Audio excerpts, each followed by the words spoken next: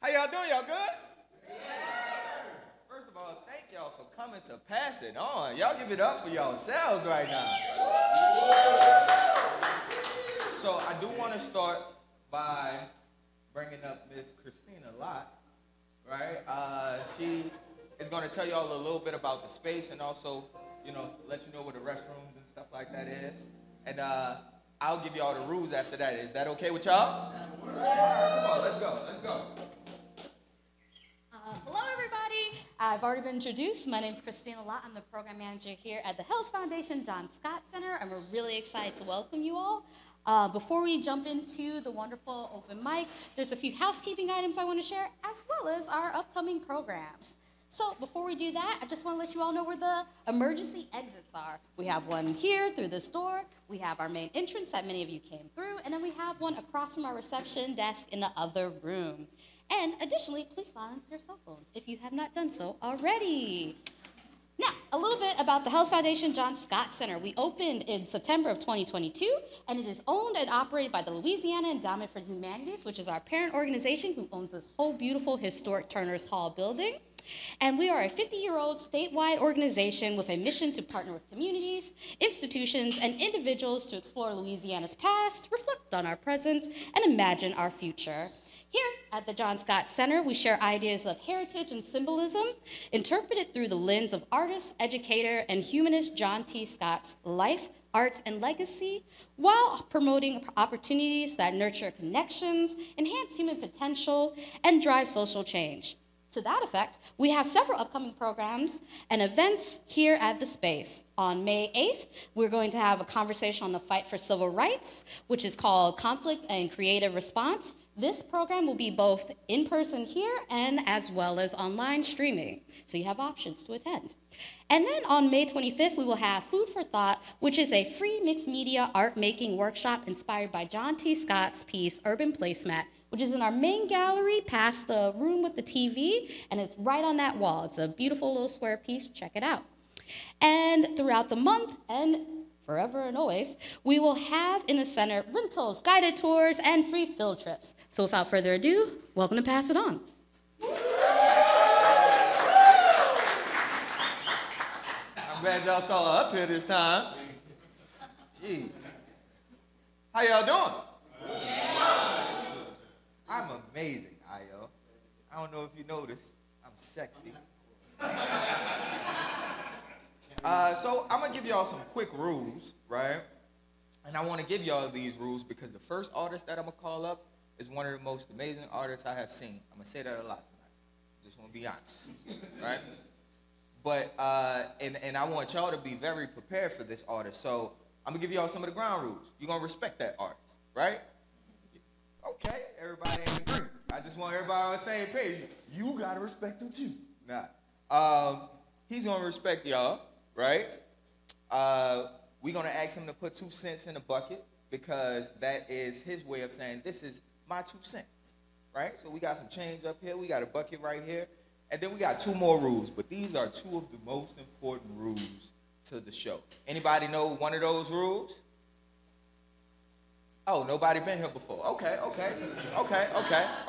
So one of them is they have a call and response here, right? So I'm gonna ask y'all, are you ready for the word? And y'all are gonna say, okay, so y'all lied. You've been here. Okay. So we're gonna try it again. We're gonna practice because practice makes perfect, right? So we're gonna try it again. I'm gonna say, are you ready for the word? And you're gonna say, pass it on.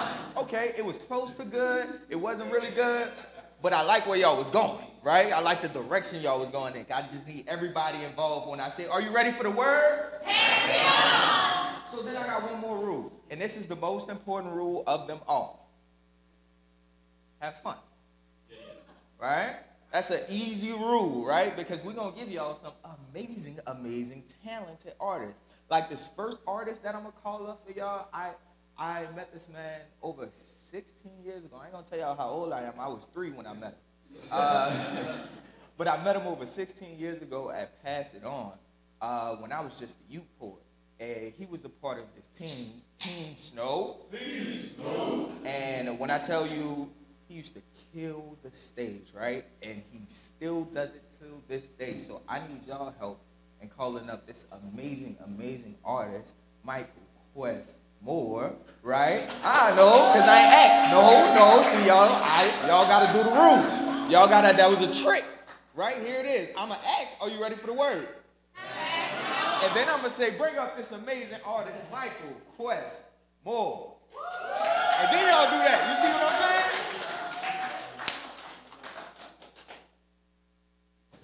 This change, y'all want the goodies in there. Yeah, this is a big change.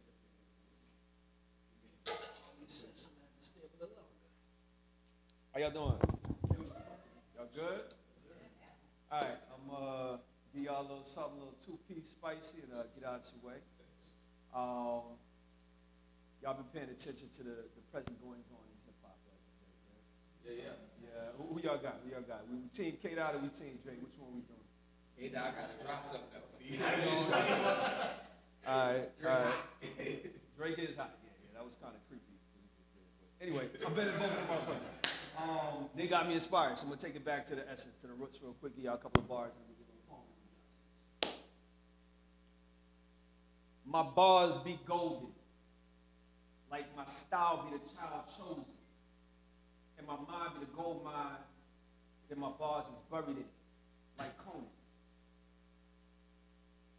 I said my bars be golden, like my style be the child chosen, and my mind is a gold mine, I keep my bars buried in like Conan. Stay roaming to an earth treasure and holding, a savage with the bars, a real barbarian, no kid. It's spitting, it's penitentiary bars, I'm spitting a beast unleashing his vision from the confines of the prison. So the wardens watch when I spark hard right. My bars and rap my hard right. I don't really chew with my style, it'll leave your jaw wide. My bars touch heads like a barber, lines with precision. Better yet, like feds do the martyrs, I'm not with their vision. With a red dot on their dome and a plow in their home. My bars will penetrate you like shots from the chrome. Don't mean to be violent, but my bars be violent. Like bugs behind bars, without a cause on Rikers Island. From New York to NOLA, spot for the Angola. My bars is out for sure. See bars is candy and Espanola. Once upon a time, once upon a my youngins on the line, tweening life and death. That's when I was a young Brooklyn boy that came down to NOLA where the teams would fight to death. Katrina swiped the rest in peace sign. All across the street signs, only memories ignite what's left. But even everything in my rear view, from Nyquil to Clearview, looking like a scene of Triton Mets. Heartbeat stopped due to stifling stress on a dark street shot from knife to chest. Youngers been watching this picture from the spot on the block with the Glock living life or death. Watching you set where snipers crept with thug life is rep. You can't deny respect. Streets is like a chess game. Each and every step, man, ain't one force. Move and put your life in. Check the television. My rhyming is synonymous with their genres. Rhyme with the comment, something too loud with the thermometers to measure. Yeah, you enough to drama, whatever. I'm on forever. You been too much for my mom and the weather. Out of mind like the weather. I draw lines from the ever. In other words, I use words to mind the weather. My brainstorms change norms and rearrange forms with strange forms, touring everything in between. Safe from my spleen. Visible birds, feather the wings, the star birds, plastic guitar, curtains in inner cities. To the urban maze, I serve the praise. Disturbing the ladies that put the change. Definitely words of praise. Like Hezbollah. Words that write the kids' father. Scholar like Einstein, minds with my lines and words of page. So they sound spitting bars. This is penitentiary poetry.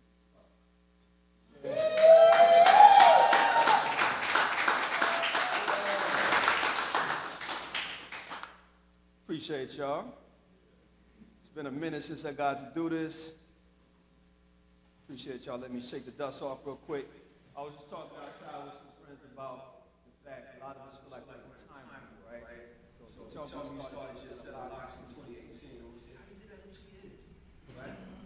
We're still in 2020, right? Ain't really wrote too much since 2021 or so. So this little poem right here is probably the last thing I actually wrote. I know a lot of us went through a day. Poured over a little snippet of some of the things that transpired. This is called The Wind in the Water Takes Selfies in My Mirror. Pardon the rivers on my face.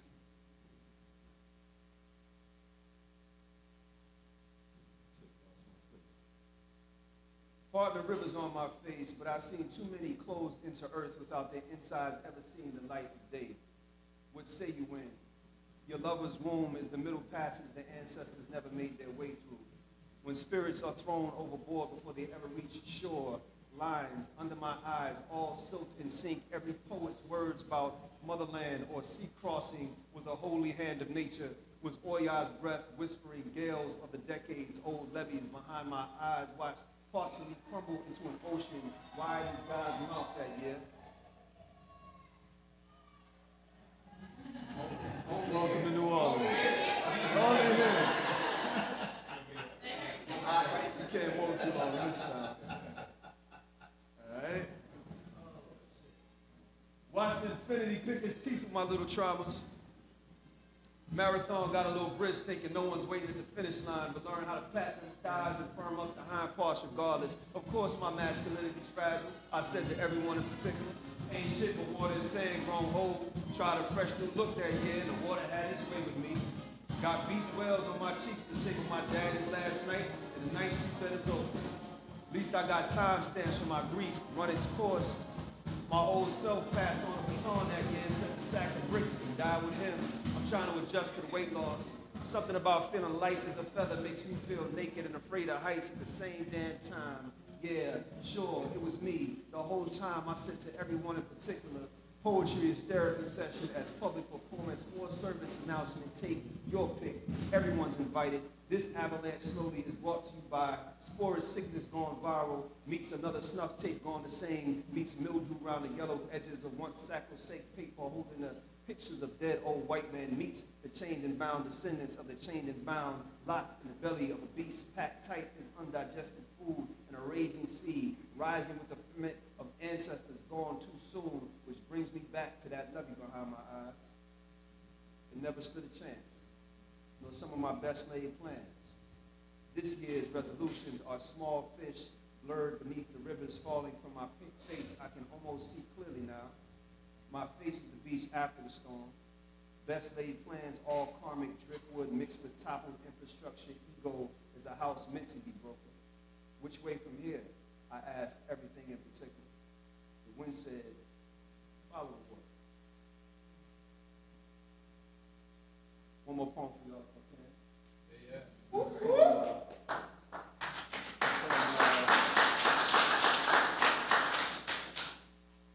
It's called Fluid Tension. I want to dedicate this to last Wednesday. If you get lost in this poem, just remember last Wednesday. Or remember Hurricane Katrina. Anything around the planet that looked anything like last Wednesday.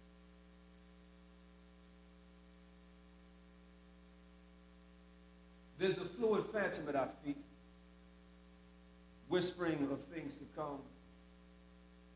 The city is a sinking ship, like all the world. Sinkholes carved into the hull of this vessel, glimpsing at impending worlds below. How much longer do we float? Wetlands fading beneath us like a black boy's tapered edges, like his granddaddy's hairline, like a Kentucky mountaintop. Say the whole world coming full circle. Say we becoming ourselves. Say we gonna be what we made of before we know it. Say the human body is 60% water. The planet, home to 8 billion human bodies, is 71% water. Say the apple don't fall far from the tree. The plankton don't fall far from the sea. We land dwellers be mostly at home in society's riverine, come harkening back to our product beginnings like babes to the teeth of mommy water that birthed us, gorging ourselves on our very source, and we all we eat. You don't eat, you don't work, you don't work, you don't eat. What happens when the fruit of your labor is a harvest of rot, is a gross yield of corpses, when a land is a body broken at the hands of capitalist greed in the soil we toil, seep sickness into a river run red with the blood of the living, when the water tries to tell us a story, chokes on itself. Can't speak beyond the radiance, no. The sewage in its gut tries storing of blues about the lead in its belly to explode heavy throat, but just gumbles up the active mumble while the cadavers on its tongue, smothered in saran wrap, and we treat this shit. And we speak this shit. And we are. This water, this sick body trying to heal itself and vision horizon beyond all this infirmity we can't see, beyond the floodlines in our eyes, leak water, at the sight of lost loved ones whose bodies held too much of what the water did. As the sand line river while not more cancer rates in our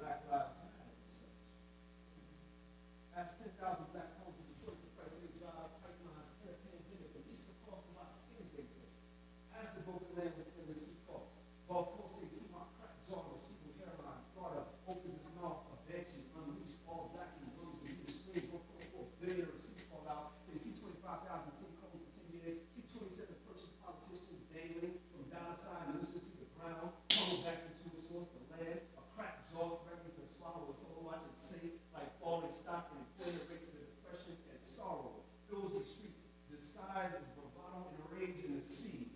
Rises like a people, tired of the weight on their backs, sprouting wings, feathered by the water, protecting the keepers of this land and throws on fire, they say. Whisper beneath our feet, say, don't worry. The water's coming. The people too.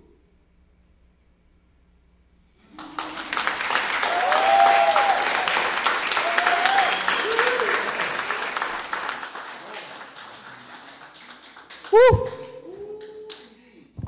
Y'all give it up one more time for Quest.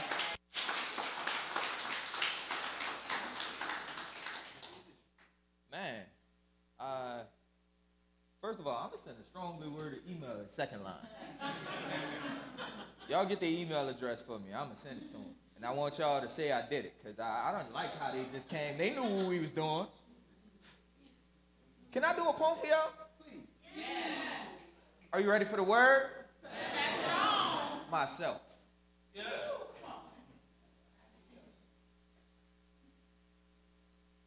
I really want to talk about real stuff. Like how I go through this world full of love, but I don't know if I can feel it. I sometimes do sex poems, but rather talk about my sex addiction and how I be wishing that my father wasn't missing. You got to be so tough in a place where it's so easy to give up. See, I watch young people not get the opportunity to grow up. I be wanting somebody every day to just call me and tell me I'm enough. I apologize for giving y'all this jumbled stuff. My thoughts sometimes eggs, mostly scrambled. So if I go on these little rambles, it's me being too nervous to tell y'all everything, so I just give y'all a little sample. I also apologize if all these lines don't go together well, like me and most women I date. I'm a man full of mistakes, consumed with heartbreak in a world without tape or glue that keeps families together like my grandma used to do.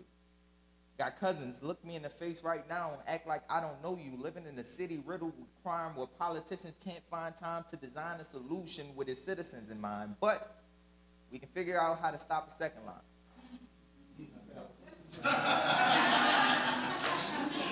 Do your job. Meanwhile, gunshots in New Orleans East are my son's favorite lullaby. Sometimes I cry because I don't tell my mom thank you enough. It's some childhood trauma stuff that for some reason just keep coming up. I caught her at the height of her addiction, so now there's this internal affliction where I see her be the mother that I needed to my son. I have a freaking son, and I still haven't figured out how to be a man. When I never even had a man hold my hand to guide anything, I would give anything just to be able to ask my Aunt Sandra, am I doing this right? But instead, I have to focus on paying my light bill. I guess that can explain the love that I don't feel. Thank you. Woo!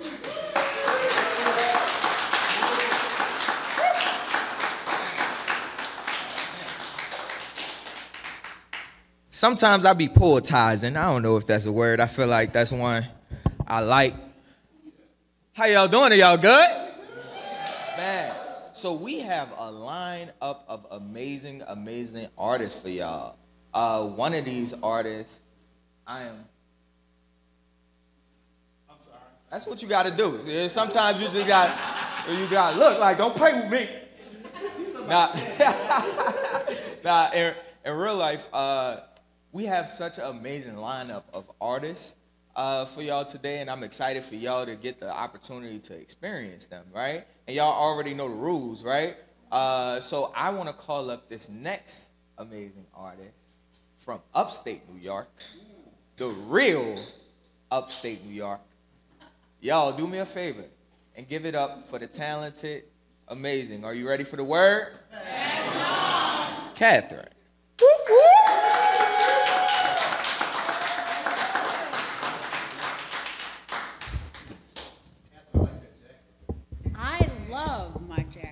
A shiny object caught my eye. What can I tell you? Okay, from upstate New York, Rochester, near Toronto, not Poughkeepsie. So, you got a beat for me, something? Okay. This is called Entertaining Bars and Lovers. To hold on to things I felt I was losing, I entered the bar.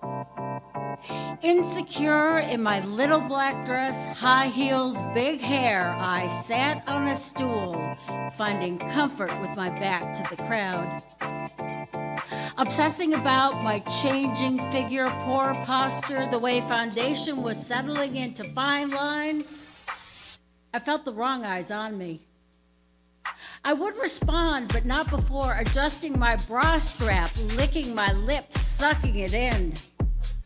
As I turned, I lifted my thighs ever so slightly.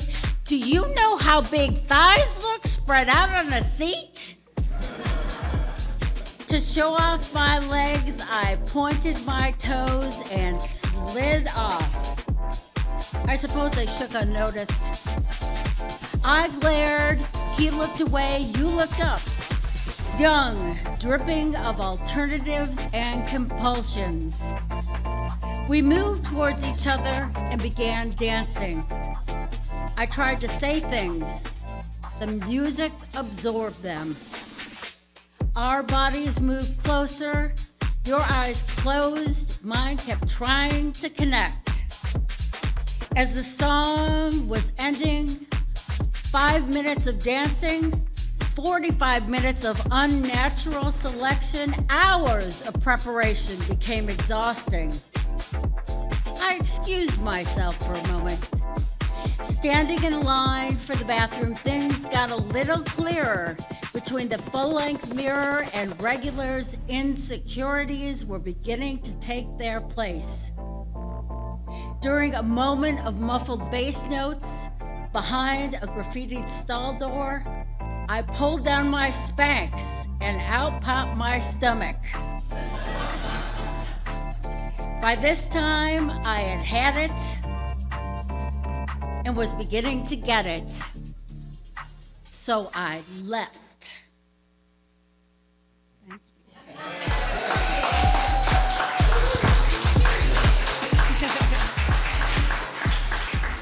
Okay, this one is about high heels. So it's not as edgy as the last one. It's more endearing. It's called High Heels. I know the sound of a little girl walking in her mother's high heels, the cautious shuffle of the soles along the ground, the dragging drum roll of the heels across the pavement. She walks on delicate toes, trying not to fall from someone else's shoes. I can remember the sound of my mother walking in high heels. I didn't have to see her coming. I could feel her footsteps, their confident staccato. I imagined her gracefully crossing any surface, even ice. At 34, I wear the sound of both pairs. In my high heels, I am confident and statuesque. I am uncomfortable and pinched. Still on my toes, I walk carefully on the frozen pavement, going home to put on my sneakers. Thank you.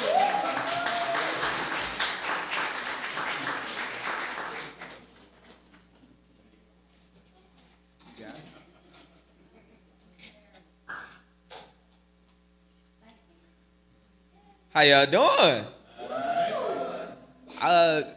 Give it up one more time for Catherine, please.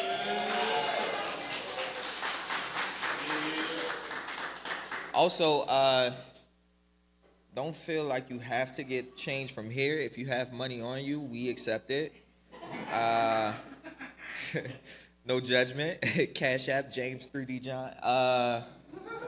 So I want to call this next artist up. How y'all doing? Y'all good? Yeah. I'm glad. This next artist I want to call up, so it's crazy because he used to host this show before we found a much better host. But in real life, you know, just to be in a space where he laid the foundation for what I am able to do in this moment is beautiful to me. He's also one of the nicest people I have ever met in the history of people.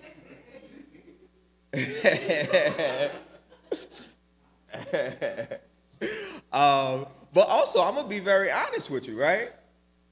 This guy grew a beard, and I don't know if that's a part of his bio, but like he had a beard that he recently cut that, like, I don't know if it was a challenge or something to me, but he grew a beautiful beard. But I say that because that is not the only beautiful thing about this brother. I did that. Nah, but I really appreciate for him to do what he does and lay the foundation for me in this space, but also he is a talented poet. So please, are you ready for the word? Yes. Help me welcome my brother, G. Perspective.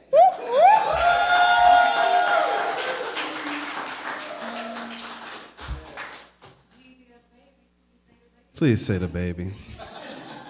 I ain't gonna lie, I was trying to come for John. It was a very Kendrick to Drake operation, apparently.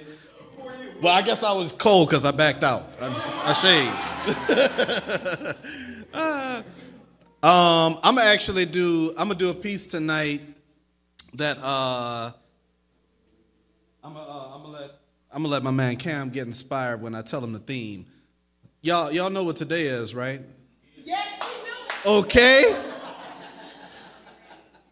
We got somebody who knows what today is. Yes. Today is the day that some of us smokers celebrate by smoking. Same thing we do every other day. Honestly, it's kind of like every day is 420 when you're a smoker. But I'm gonna recite a poem that was written by a good friend of mine. He goes by Asad El Malik right now. At the time, he was going by Lionel King. And one of my most favorite poets, somebody who inspired me when I first started writing poetry, he was a person that I would like study. Like, I've been bringing cameras to poetry readings for years now, and it was to capture performances that I thought, you know, I wanted to emulate. And he was a performer that I did, so I'm gonna try to do this piece like Lionel King would do it. So this is a piece about smoking weed. So I don't know. Can you give me like some Dre, like some Chronic Dre, some Snoop Dogg? I don't know, or you know, look, I trust your judgment. But all right, this Lionel King.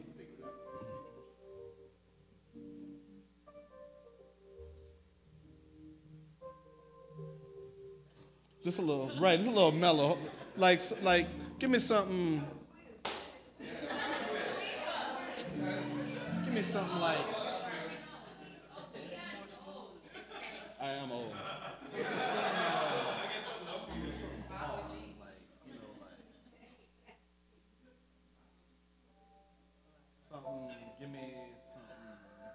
Give me something like New Orleans.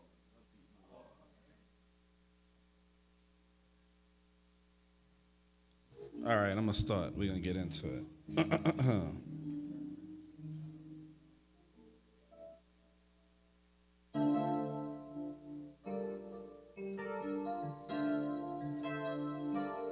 Okay.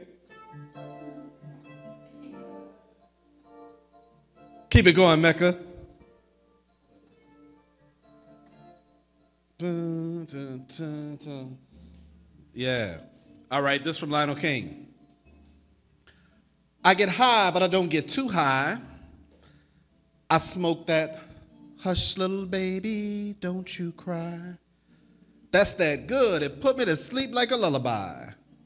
You know nothing beats a failure but a try, so I try to blow enough smoke to move the clouds out the sky. No lie, just the other day I was so high, I bumped into an angel. She told me I was fly. Look, I'll be on that spinach like I'm Popeye. I write high as a kite. That's why I got more pieces than Popeyes. Shorty showed me her legs, asked if I wanted to split her thighs. My girl said they Roman, but to me they red, so I think I got Russian eyes. Now I do be high, but if you asking for trouble, I'm the answer to your whats and whys. My poems be so fire, you can ball them up and throw another sun in the sky. I ain't even from Earth. God sent me down here to spy. Now my other two blurry, but I can see just fine out of my third eye. I'm the butt naked truth, but y'all will believe a bold-faced lie. Look, I don't own no kente or no bow tie, but I don't eat pork and I cook that beef. Now we can keep it peace, but I do keep a piece. But I'd rather roll up some leaf quick and stay flyer than a leaf lit. My weed be high grade, like it made straight A's, and I keep a chick that's about that 2-lane highway. You know, she goes both ways. Poetry without me is like essence without maize. With my pen, I amaze. I can write a new poem that'll make your girl so wet, she'll leak like a new song on the internet.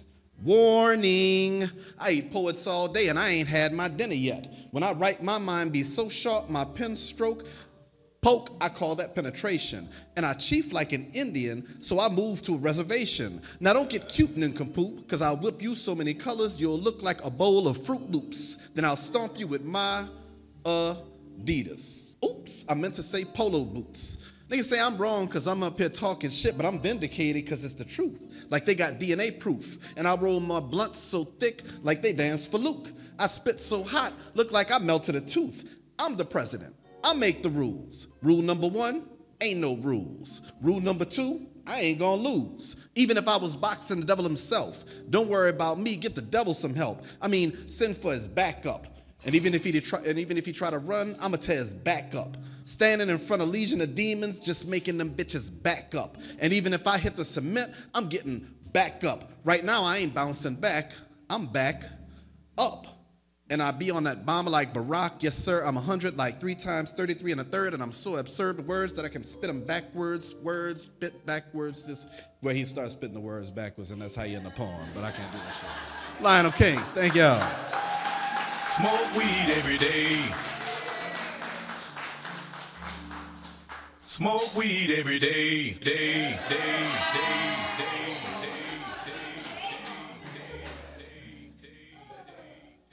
Give it up for DJ Cristal.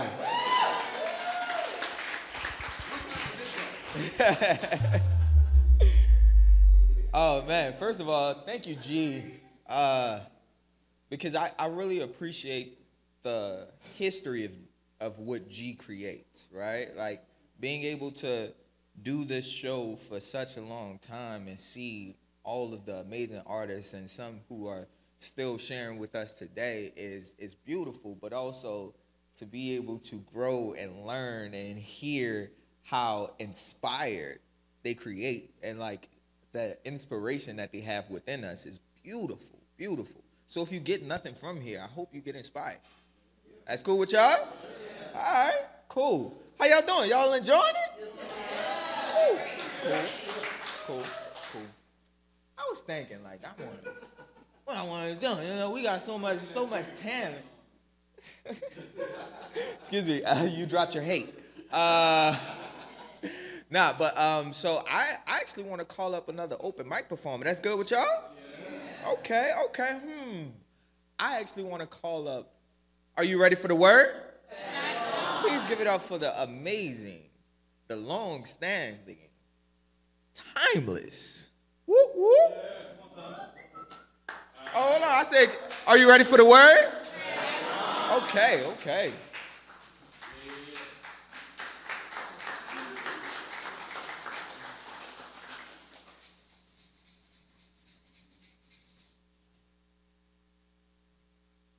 Mighty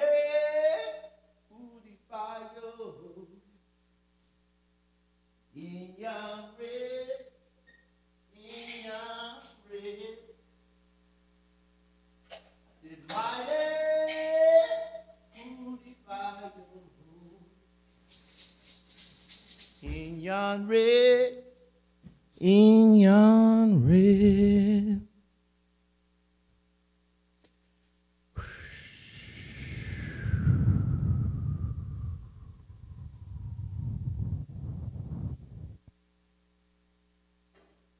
They named her Sacagawea, a name of honor. The great translator, guide, who would save Lewis and Clark many times, rescue documents from the soaking water, signal to new people that these people, since they carried a woman with a new baby, were safe. She cleared many paths. So when a Choctaw woman and a Dogon man selected a name for their baby girl, they chose Sacagawea. She had a kind of golden, brownish skin. Gorgeous. So she got the nickname Gingerbread Girl. She loved to gather the wild ginger in the wetlands out past Bayou Sauvage, bring it home to her mama, and they would together make a batter and make some gingerbread girls. Throughout the village of Saint Malo, she was known as the gingerbread girl. As she would play hide and seek amongst the cypress trees and the palmettos, she could be heard saying, "I'm made of sugar and spice and everything nice. You think you can catch me? You better think twice." Her mama taught her all the secrets of the land, and her father taught her all the secrets of the sky. Her mama taught her which plants you could eat and which plants to heal, which plants brought a quick death. Her father taught her to keep her head to the sky, to follow the drinking gourd to the North Star and the Southern Cross. He told her, this science can save your life. So when she would go out into the woods of the land of Saint Malo, out east in Bayou Sauvage, she had no fear. She felt comfortable. She was amongst all her many relatives, the Homo sapiens, the trees, the birds and the bees, the universe. Her mama said, "Now, gingerbread girl, don't go too far. You know, you got them bloodthirsty colonizers from over there in that encampment. Be careful, child." But gingerbread girl had no fear. She played in her dream world and ran till she got tired. And when she got tired, she would just rest amongst all the many wildlife friends of hers and then run some more. And so it would happen that on one misty day, one of them foggy, wetland, swampy days, when you can't see your nose from your eye, she heard the clink, clink, the swords and the pitter-patter of the horses of the soldiers. The European colonizers, they were so noisy. They didn't know how to move in harmony with nature. They only knew domination and aggression. So you could hear them coming from miles away. So she heard them coming. And then she heard them say, "Quick, quick, there's a girl, get the girl. We must get the girl." And before she knew it, clink, clink, clack, clack, click, click, saddles and all, they seemed to have her surrounded. And then the mist rolled back. She found herself eye to eye with the soldiers,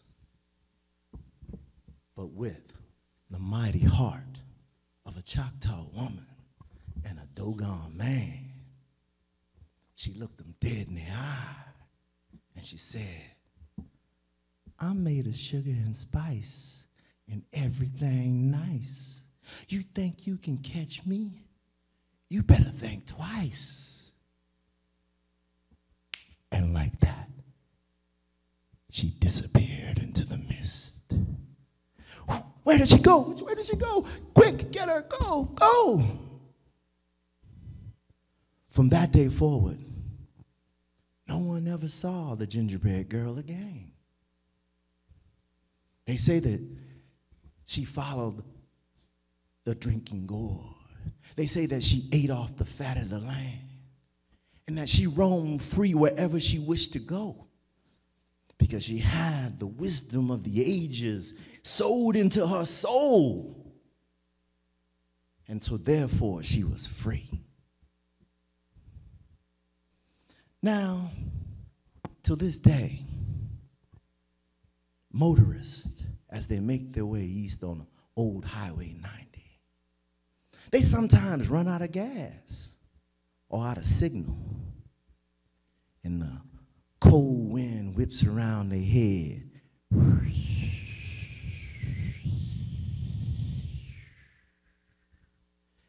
And they can hear, I'm made of sugar and spice and everything nice. You think you can catch me? You better think twice. Thank you for your attention. Mighty coolie fire.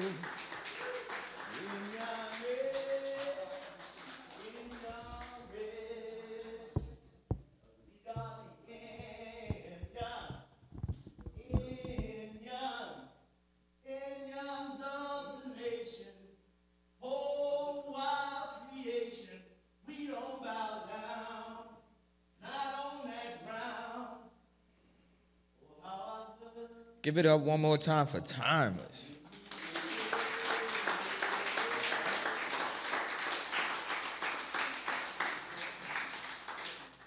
So there was something that happened that I didn't want to skip over because we have so many talented people in the building, but we're not going to skip over when Mecca Notes just came and hit 2-3 keys, and then he picked it up so fast. He said, I got it. Oh, that's what you did. I was like, I need instructions, sir. Like, you got to do more. You got to put a list down on how I do that. How y'all feeling? Y'all good? Yeah. We're going to keep this show rolling. Oh, man. I don't know if they made their names together, but the next poet that artist that I'm going to call up is are y'all ready for the word? Yes. I wasn't even ready because I don't feel like y'all was ready like you should be. You ain't even said. Why you looking? You ain't said. I show you. I saw you ain't said when you were supposed to say it. So I'm gonna try y'all again. And I'm looking at you. No. Are you ready for the word? Yes. Please give it up for the amazing ever. Hold on, y'all. Hold on. No. I'm gonna try it again. I'm sorry. I'm going to try it again. Hold on. Please give it up for the amazing ever. All right. Hi. So this is my first time coming to this. I've been stepping recently back into poetry. You saw me before. Mother's Day is coming up, and it is getting really hard to be consistent with my boundaries with my family. And I think as a black person, as a femme person, you're encouraged to believe that your story isn't true. And thankfully, my poetry keeps me grounded. So here is a poem called Bitch Ass Father.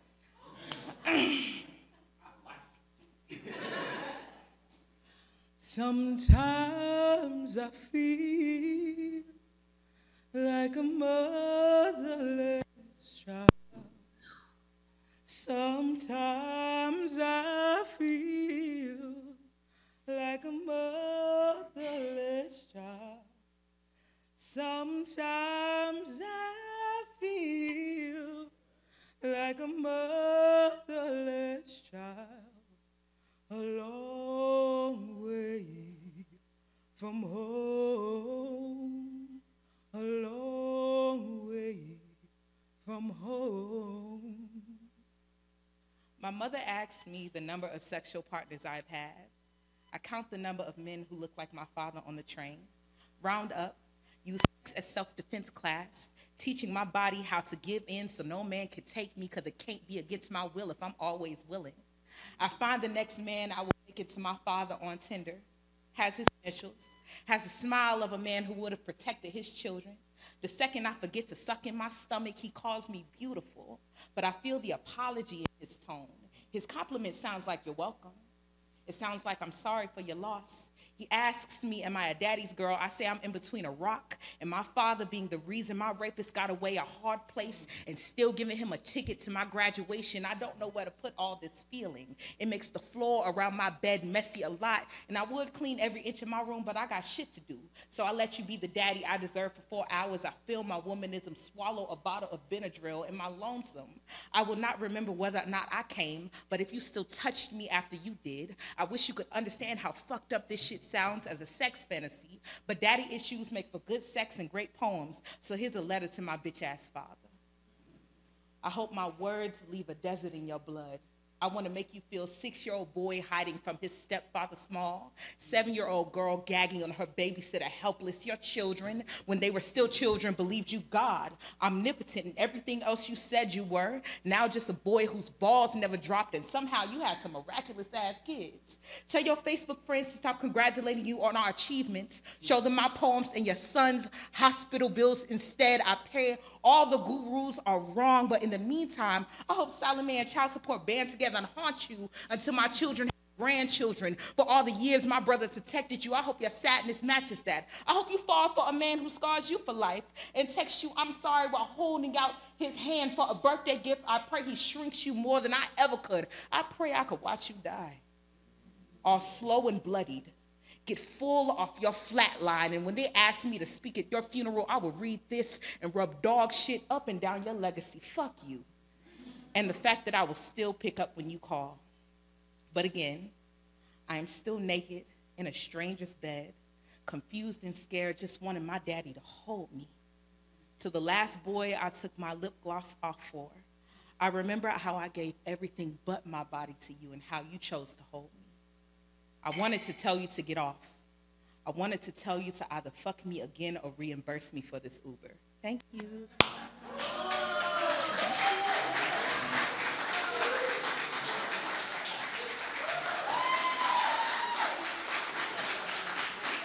Oh, no, y'all not gonna clap now. Oh, no, don't clap now. I told you, fire. Y'all try to play. How y'all doing? Okay, so I guess y'all like poetry. All right, I was testing y'all. Because we have so many amazing artists, we're gonna keep this show rolling. How y'all feeling? Y'all good? I really be checking in because when somebody say no, I'm gonna kick them out. I told y'all have fun, or else. I wanna keep going. Are you ready for the word? Help me and welcome in, because I know y'all ready for this next artist because y'all already clapping. You're already clapping. Please give it up for the amazing, talented Sasa.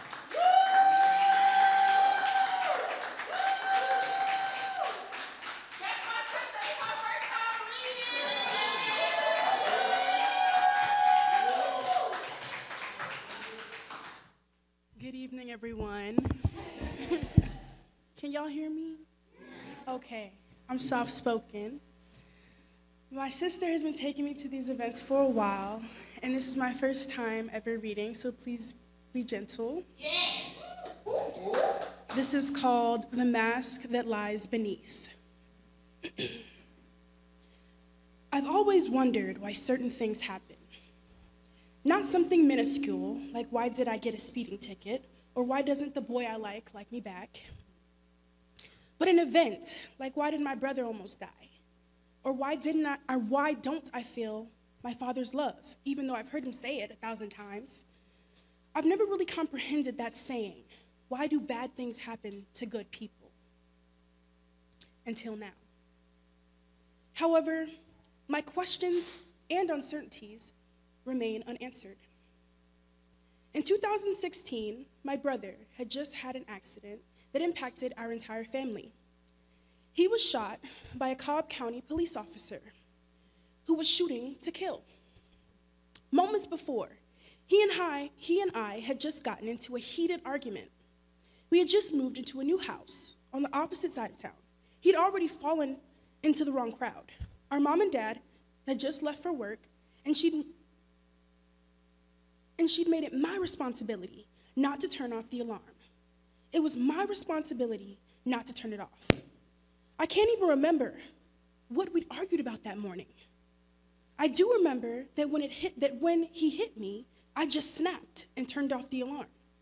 I didn't want to spend my entire Sunday being bullied by my brother. So I defied my mother's instructions and disarmed the alarm system. Little did I know that the instructions I decided not to follow could have prevented the unfortunate events that took place soon after. But how could I have foreseen the future? About 30 minutes later, a thin, fair-skinned girl knocked on my door, her face covered in tears. I hesitantly opened the door and said, "How can I help you?" She responded, "Some boys were running, and your brother may or may not have been shot, but we can't find him." I stood completely still. I didn't know what to say. I wasn't even sure if I believed her, a stranger. And I thought to myself, if what she's saying is true, does that make this my fault? The rest of the day is a blur to me. The next day I went to school. Everything seemed like white noise. Gossip and petty banter seemed less urgent than usual. Here I was at a new school at the beginning of my junior year of high school, and this tragedy happens. I didn't care what other people thought of me. I was just so lonely without my close friends. My father flew into town the following week. I was just barely holding on by a thread. My emotional state was all over the place. Under the circumstances, I found it difficult to find joy in my father's visit. I don't see my father often. Him living almost 400 miles away doesn't help.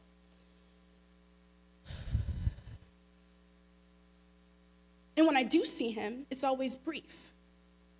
But I know no one's perfect. And with my father, I'll take what I can get. When I saw him pull up, I felt every hair on my arm stand up. I hadn't seen him in so long, I thought I'd almost forgotten what he looked like. When he came into our home, he wasn't polite to my mother. He even made a spiteful remark about the house that stung me a little after he said it. He didn't even respect her enough to take off his shoes.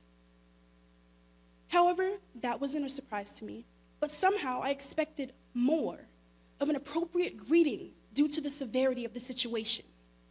It's the little things I found to be essential in fatherhood. For example, a simple phone call now and then would mean the world. Just knowing that the most important man in my life is thinking of me is what I really want.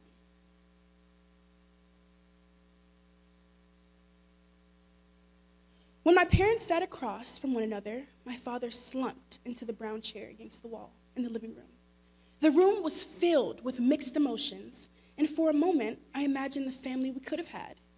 Meanwhile, my mother was trying to fill him in on my brother's situation. My father kept dozing off. He had come to check on his one and only son that had been shot, and he was falling asleep. It struck me as strange because since he'd been shot, I found it almost impossible to sleep. And here my selfish father was, sleeping. As each snore seeped from his nose, I felt the excitement and comfort of his visit slowly fade away. After a while, my mother grew annoyed and stopped talking to the now unconscious man before her. I then went into my bedroom and I sat on the edge of my bed. I didn't know what to do. I just hoped that things wouldn't get any worse. I collected my thoughts quickly and returned to the living room. When I returned, my mother and brother were gone. I was now alone with my father, and he was now awake and sitting at the dining room table. So I joined him. I only hoped his nap did his attitude wonders. He began to talk about his day. Slowly, the smile fell from my face. He talked about how he'd had a bad day, how he was financially unstable at the moment. Sasa, My life is so hard. Nothing ever goes my way. I don't have a job right now.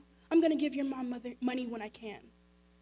He must have talked for about 45 minutes, and not once did he ask me how I was doing. He didn't ask me if I was okay, how I felt about all the whispers and pestering questions my classmates couldn't help but ask. He just talked about his miserable life. I couldn't even fathom what was happening. He didn't ask about my brother, which was the whole reason for his visit. It was in that moment I truly felt genuine spite towards my father. He then excused himself and went outside to take a phone call, which was obviously more important than me. I hesitantly got up from my chair and walked to my room. As I sat on my bed, all of the thoughts of recent events and feelings rushed in. The thoughts that I'd had towards my brother, his accident, my father's school, everything going on began to flood through my mind as if someone had just pressed the rewind button on my life. I began to laugh. I laughed so hard, I almost forgot to breathe. My eyes were beyond swollen. They felt like grapes, round and tender objects just sticking out of my face. My heart was already overflowing with so much emotion. My life had never been filled with so much drama and pain at one time. My misplaced laughter grew into uncontrollable tears. I couldn't stop them. They just kept coming. Each breath hurt more than the last. My heart felt as if it were beating through my chest like a snare drum. I just kept thinking to myself, why is my father like this? What could I have possibly done in another life to deserve a father like him? I was exhausted and so upset, but I felt like I had to stay strong for everyone and just hold it all in. After hearing my father's selfish banter, I surrendered. I just sat in the corner between my bed and the closet, bawling my eyes out. Father eventually came back into the house. He knocked on my door, but I refused to open or to respond. He was a stranger to me. I didn't want to hear any more complaints leave his mouth. I began to scream and shout frantically, "Go away! Leave me alone! Ah!" We had nothing more to discuss, and at least I had no more patience left to listen. There's a point in one's life when you learn your limits. That point for me was the day my father visited. I learned that I was done waiting for my father. I also learned that we cannot always control the things that our families do, and that's okay. Being a part of a family comes with limitations, many times. Being a part of a family makes us realize that we don't have all the answers. The question of why my brother was shot still remains unanswered. However, I'm young, and at this stage of my life, I've realized that there will always be questions, and it's often a struggle to find the answers. I'm just grateful for the fact that the struggles I faced are helping me to develop into the kind of woman I want to be. Thank you.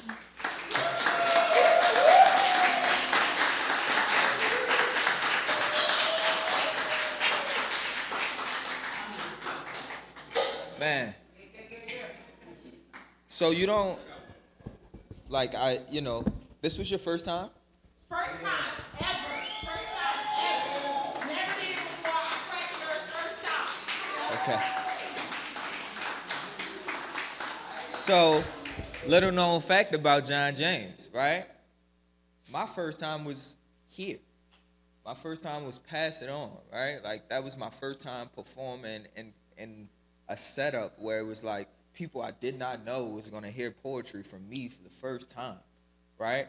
And I'm going to read a poem.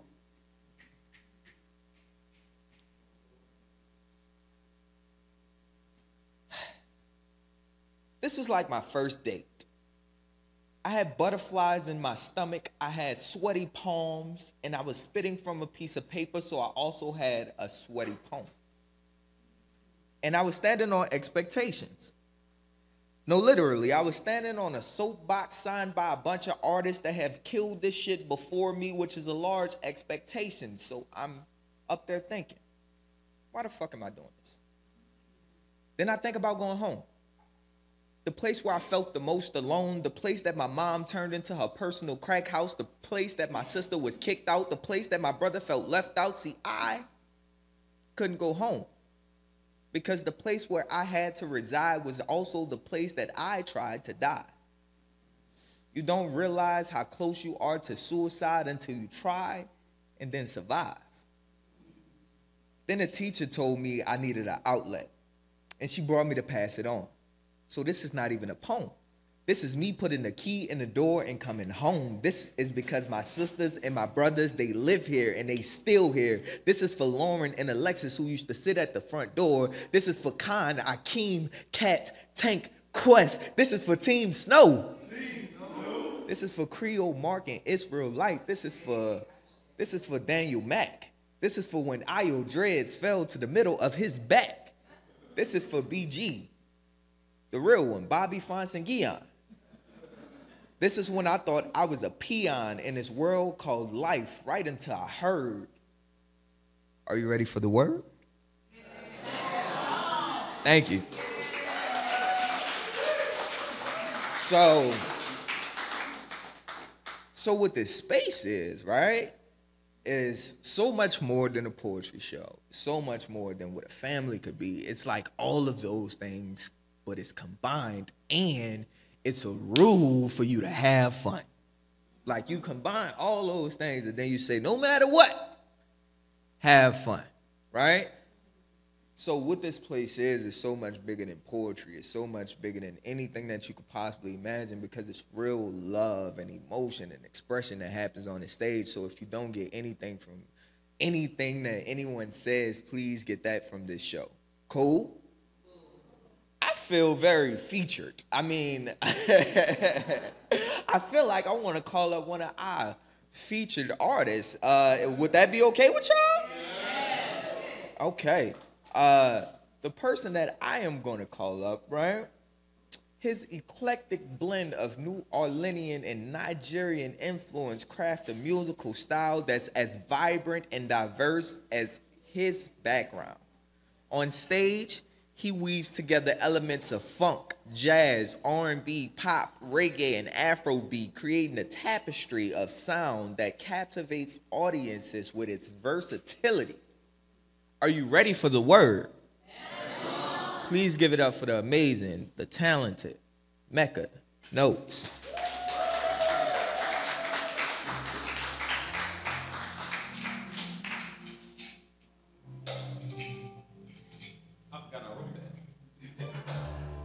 That sounded pretty good. I like that intro. What key is that? Take him to E flat, please. I'm a little hoarse. Lift every voice and sing till earth and heaven ring with the harmonies of liberty. Let our rejoice sing rise high as listening skies. Let it resound loud as the rolling sea. Sing a song full of the faith that the dark past has taught us. Sing a song full of the hope that the present has brought us.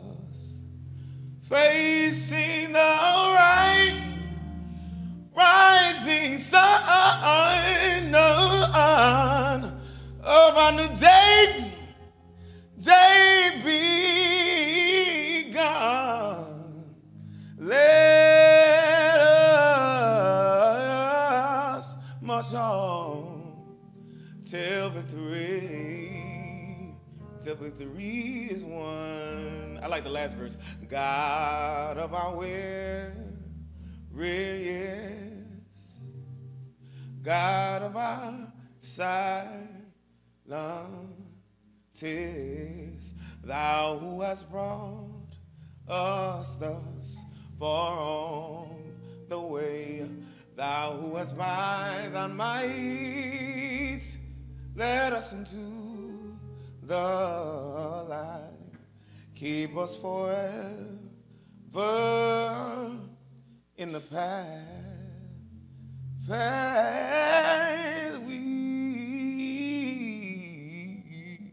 we pray. Thank you.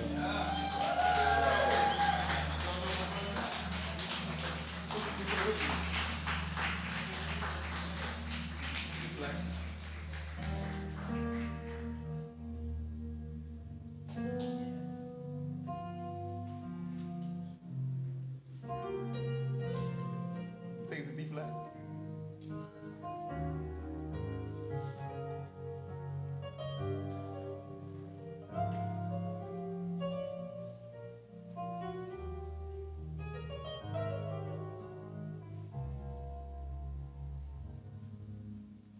New Orleans,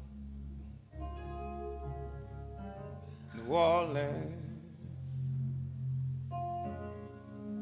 the whole day through, just an old sweet song keeps New Orleans on my mind. I tell you about my city, New Orleans, New Orleans. I say no peace I find, just an old sweet song keeps New Orleans on my mind. Oh, other arms reach out to me, other eyes smile tenderly. In peaceful dreams I see the road leads back to you. I say New Orleans, New Orleans, no peace I find, just an old sweet song keeps New Orleans on my mind. Hey, just an old sweet song. Ooh, hey, keeps New Orleans on my mind. Yeah, just an old sweet song that sounds like the 3rd Ward 1228 Calio. Hey, on my mind. One more time, I say New Orleans, New Orleans,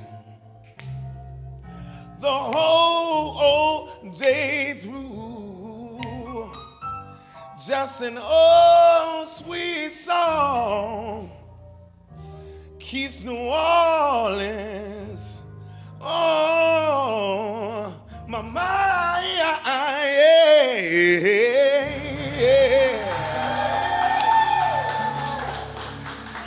Thank you so much. All right. We'll do a couple original songs. Do you remember? Yeah, I think it's Love. Remember that? No. Yeah, there you go. Give it up for Cam, y'all.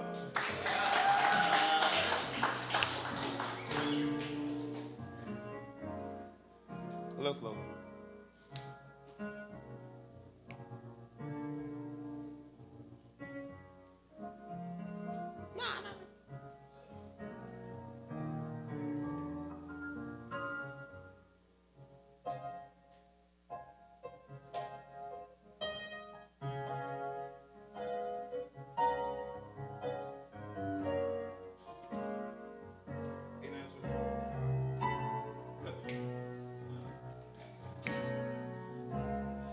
Ever since the day I met you, I thought it was just different. Y'all can snap. I couldn't figure out until now. It started by surprise. I landed on top of the world. Granted, I never felt like this before. And it hit me like, ooh, baby, ooh, baby, ooh, baby. Yeah, yeah. I think it's love. And it hit me like, ooh, baby, ooh, baby, ooh, baby. Yeah, I think it's love. It started by surprise. I landed on top of the world. Granted, say I never felt like this before. Ooh. Baby, I can't live without you, yeah. I need you, baby, in my world. Won't you be my girl? And it hit me like, ooh, baby, y'all can sing it. Ooh, baby, ooh, baby, ooh, baby, yeah, come on. Think it's love. I think it's love. Everybody saying, here we go. Ooh, baby, yeah. Ooh, baby, yeah. Think it's love. I think it's love. One more time. Everybody say, ooh, baby. Yeah. Ooh, whoop, whoop, whoop, whoop, whoop, whoop, whoop, whoop, whoop, yeah. I think it's love. I think it's love.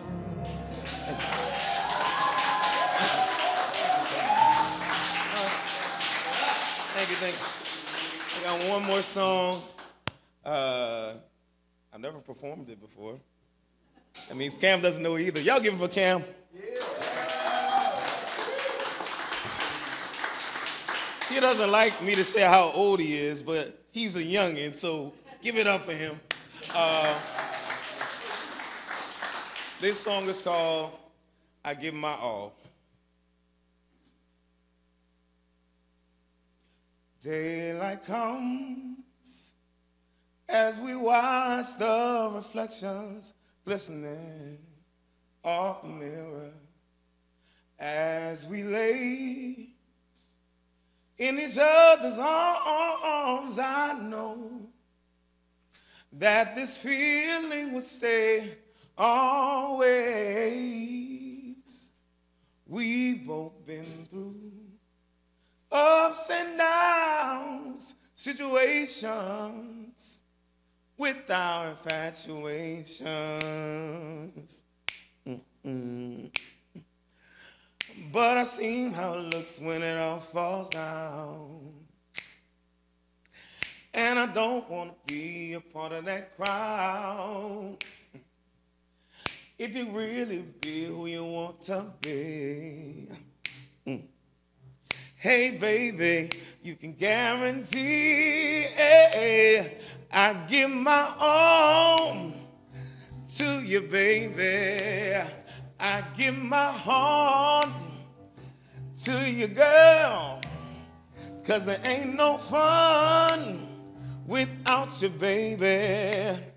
I got to have you in my world. Whoa, I give my all to you, baby. I give my heart to you, girl, 'cause there ain't no fun without you, baby. I got to have you in my world, my girl. Thank y'all so much for having me.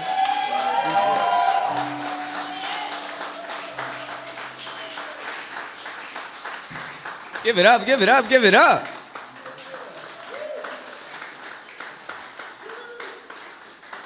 Man, when I tell you, y'all are lucky that y'all got somebody that can sing, because if I made y'all sing, man, y'all would get me out of here. Please give it up one more time for Mecca Notes.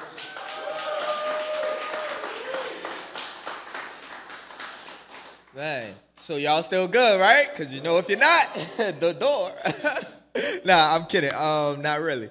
But we're going to take a brief intermission. We're going to let our DJ Chris Styles, everybody give it up for Chris Styles. We're going to let Chris Styles play for a few minutes, and then we're going to start the show back up with our featured artist, Jon Brown. Everybody give it up for Jon Brown. So I hope y'all ready to continue. I hope y'all are ready to continue this amazing show. So during this intermission, y'all have homework to do, okay? And I know nobody like homework, but it's nice homework, okay? I want y'all to take the opportunity to go throughout the art gallery. Please look at some of the amazing artwork by John Scott, but also in the hallway right outside this door right here is some amazing work from Jon Brown, right? So I want y'all to definitely take the opportunity, grab him, tap his shoulder, talk to him about the art, and then you'll start the show back up with Jon Brown. That's good with y'all? Are you ready for the word? Yeah, pass it on break. Thank y'all.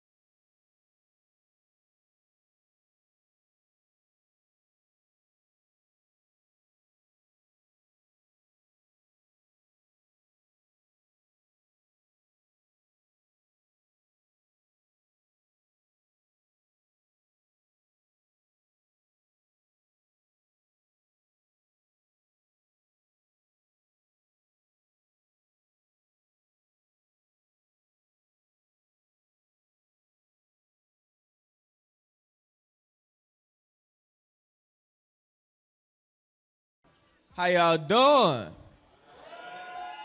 Okay, I like that. I'm glad we have the opportunity to keep the show rolling. We're going to call up our next featured artist. It's crazy because, you know, we have the opportunity to see so many familiar faces. And in this space, I have seen Jon Brown kill stages before me multiple times. And this amazing, talented brother is an artist, is a performer, an educator. And I want y'all to please give it up for, are you ready for the word? The amazing Jon Brown.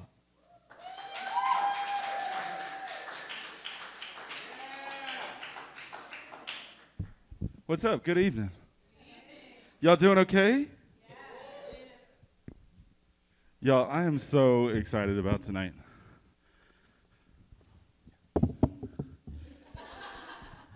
So basically, I animated an album, and I want to share some of it with you. Y'all doing good? Okay, let's see what happens if I come over here and play with these toys.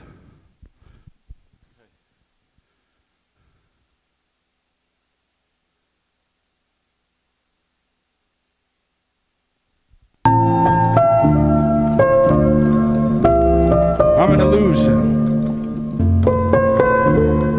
a fusion of space and time, fortunate to leave a trace of files and vowels and smiles behind. I feel a type of way, but I'm not sure which.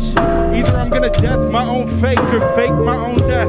So what if I rip all my fingernails off with my teeth and scribble in this journal while I sit in the middle seat like a psychopath on a flight back from the Carolinas? What's behind us is in front of us. In due time, what's in front of us will succumb to dust. I'm riding dirty on a flying struggle bus. This moment is all you get. Give a fuck if it's all you got to give. How else are you gonna learn? Instead of grieving the human being you could have been, become him, or become her, or become dirt. Tastes the same to the worms. I'm an illusion, a fusion of space and time. Fortunate to leave a trace of files and vowels and smiles behind. Y'all good? How is my nephew so happy while all the adults gathered around him are so sad? How does a 3-year-old have it all figured out? I've been on my born alone, die alone bullshit again, defending the bully pulpit, wondering if I even have friends. And I always think about sending you flowers, but I never do, and I could be better to you, and I could say that about everybody else too. You ever feel like you're a grain of sand in a sand mandala on hollow ground? When the wind shifts, you're now a ghost, erased. It can go from I'm okay, I'm fine, to I'm a burden, and it would be better if I was gone in the time it takes to pull up a song on YouTube. I'm an illusion, I'm an illusion, I'm an illusion. A fusion of time and space, fortunate to leave a trace of files and vowels and smiles behind.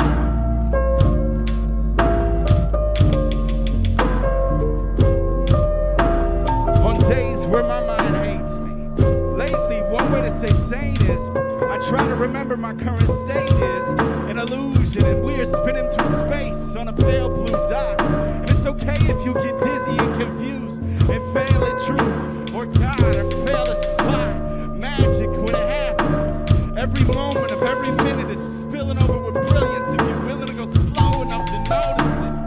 Although we know witnessing stillness is difficult while in motion, you can bring a thimble or a bucket to the ocean. The ocean doesn't give a fuck.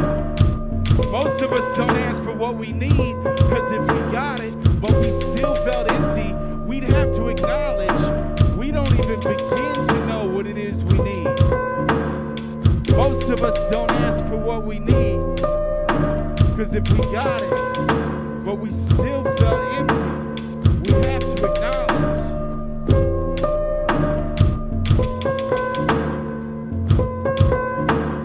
I'm an illusion, a fusion of time and space, permanent to leave a trace. Files and vowels and smiles behind. What's good? Hey! That's what's up. Anybody try to learn some new stuff over COVID? You get into sourdough? I did sort of get into sourdough, but what I really got into was animation. This is about learning new stuff over COVID. My buddies and I decided to go halvesies. 3 ways on a masterclass subscription. Listen, my friend Andrew, his jump shot has really improved, even though he's never played basketball. But now something about his follow-through is different. How it's subtle and imaginary, but it's definitely there. And I wonder if all the legitimate astronauts are gonna get pissed after I watch this tutorial and re-enter Earth's gravity without all the jet lag. Neil Armstrong had to work his whole life to one day finally experience zero gravity. And I didn't even go to space camp as a kid, but here I am, swimming through the air of my living room. My man Austin said his souffle game is getting pretty tight. He said Gordon Ramsay is actually a nice guy once you get to know him. Austin's daydreaming about opening a restaurant called Ostentatious when COVID is over. They got this one masterclass taught by Usher, and I'm thinking I might need some baller-ass dance moves to supplement my dog and pony show, where I parade around my sloppy as hell feelings and encourage other people to take their hearts on walks as well. And my neighbor has started to wash her man in a bucket with soap and a sponge, and I can't help but wonder which masterclass she's been watching.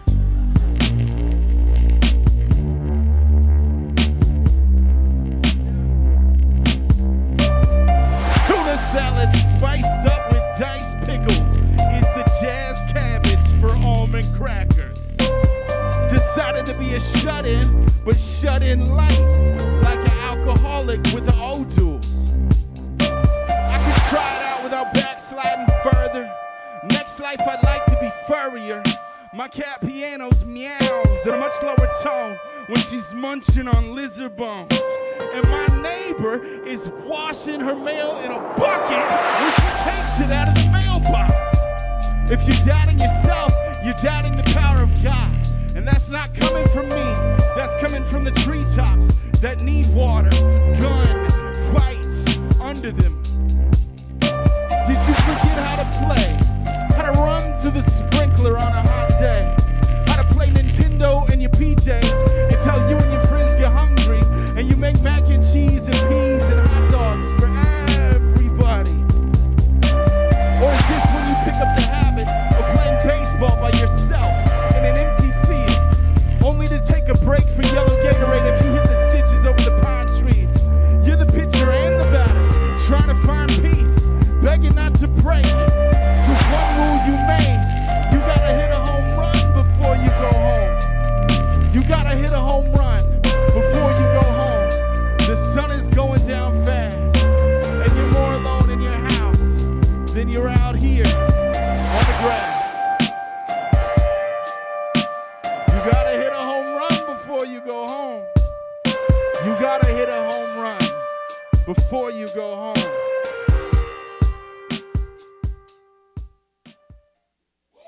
What's up? Hey. Y'all doing good? Fuck yeah.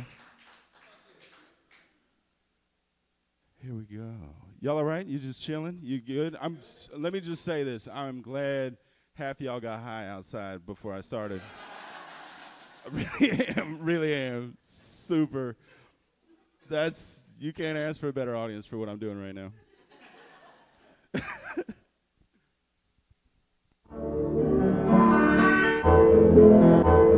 In a past life, you were a monarch butterfly, always on the move, only paused to roost for a night or two. Never never learned to be still. So in the life after that, no more sudden flight. In your next go-round, you turned into a sloth. And you would learn patience at all costs, but you still spent too much time in the trees. So in your next life, you were destined to be below ground. You became an ant. And this time around, your mission was to become industrious, to work in tandem with others. You were supposed to learn and understand how to be in sync, how to anticipate what the group thinks before they think it. But you hated collaboration. You couldn't stand on standing out. You wanted to shine. So in your next life, you became a traffic light. And you were so unnoticed, only glanced at by motorists. And it seemed mundane at first, but then it occurred to you that you would become a part of the setting. You would finally learn to observe instead of project. You no longer had to be a being, you were now a thing. And all you had to do was stand still. Being a traffic light was like being a fly on the wall of an anthill. There was something familiar about your purpose in this version of life. But you were canceled. A storm with a name came. That hurricane picked you from your wire like a grape from the vine. And you landed on your side a quarter mile away.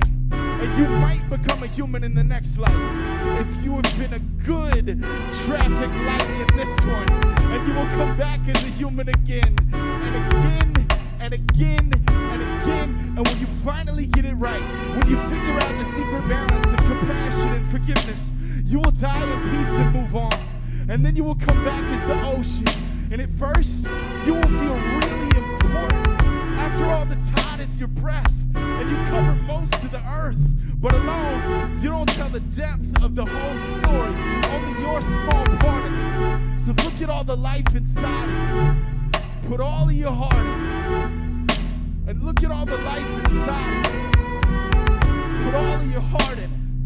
And look at all the life inside of you.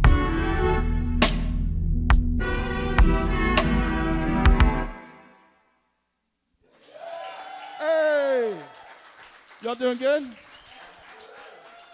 I feel like this is an appropriate time to ask about my levels. Are my vocals good? The music too high? Everything's fine? Everything's fine. Everything's fine. Okay, cool. Fantastic. This song is a little fast, and anybody who makes hip-hop understands what it's like to land on a drop. This is the hardest drop on the whole album to catch. Let's see if I can catch it.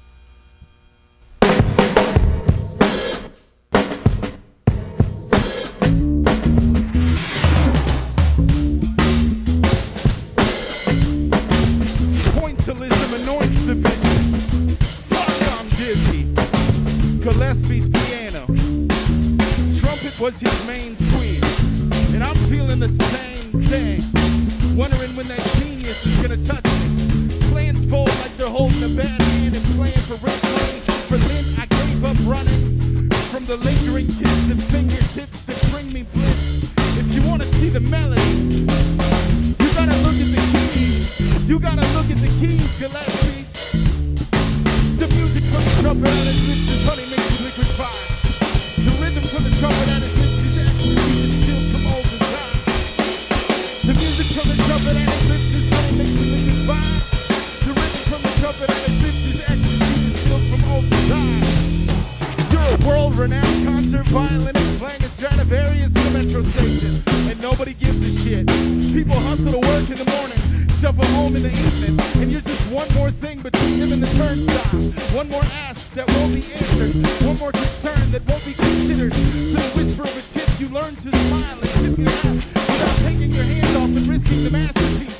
You thought you bring something unique to the masses, and please understand that disapproval has nothing to do with your talent or work habits. The sad reaction of everything you do in context and the timing. You're upset because you're finding your self-worth is more fragile than the ancient violin you were holding.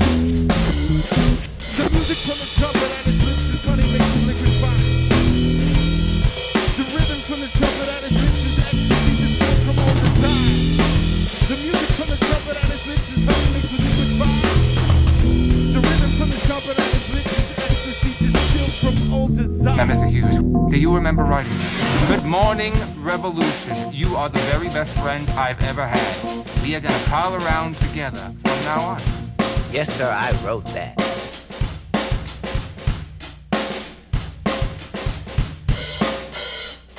So at the end of the song, what I'm doing there is sampling Langston Hughes saying, yes, I wrote that, because the chorus of the song is a couplet from one of his poems.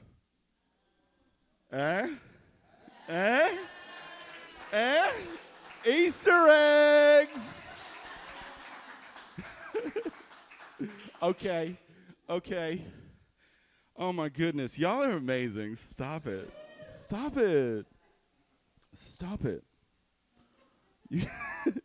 Okay, we're just gonna jump out here and do it. This one's kind of fast, and so just bear with me. This one's fun.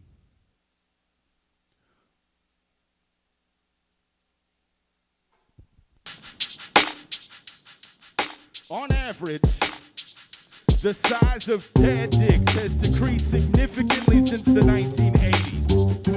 If you ever peed in one of those long troughs at a baseball stadium when you were a child and you caught a glimpse of all of those warthogs in your periphery, try to understand those dicks were not exactly massive, but compared to your 7-year-old Hot Wheel, those dongs appeared to be Mack trucks. The memory is false. It is not real. It was your perspective that let you get upset at the girth of those eels. You can let it go now.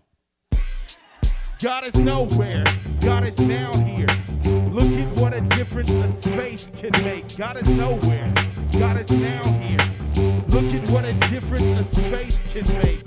Narrative has a way of comforting us. A beginning, middle, and end gives us a little bit of a friend to lean on when nothing makes sense. Context doesn't just inform the meaning.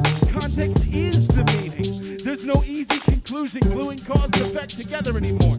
No thread to pull through. No nugget of truth to support the moral of the story you need to believe to breathe. But now the details of the parable are just seashells and werewolves. No child finds a ride home with a click of the heels. No magic beans. No kiss from a prince will wake you up from this bad dream. God is nowhere. God is now here. Look at what a difference a space can make. God is nowhere. God is now here.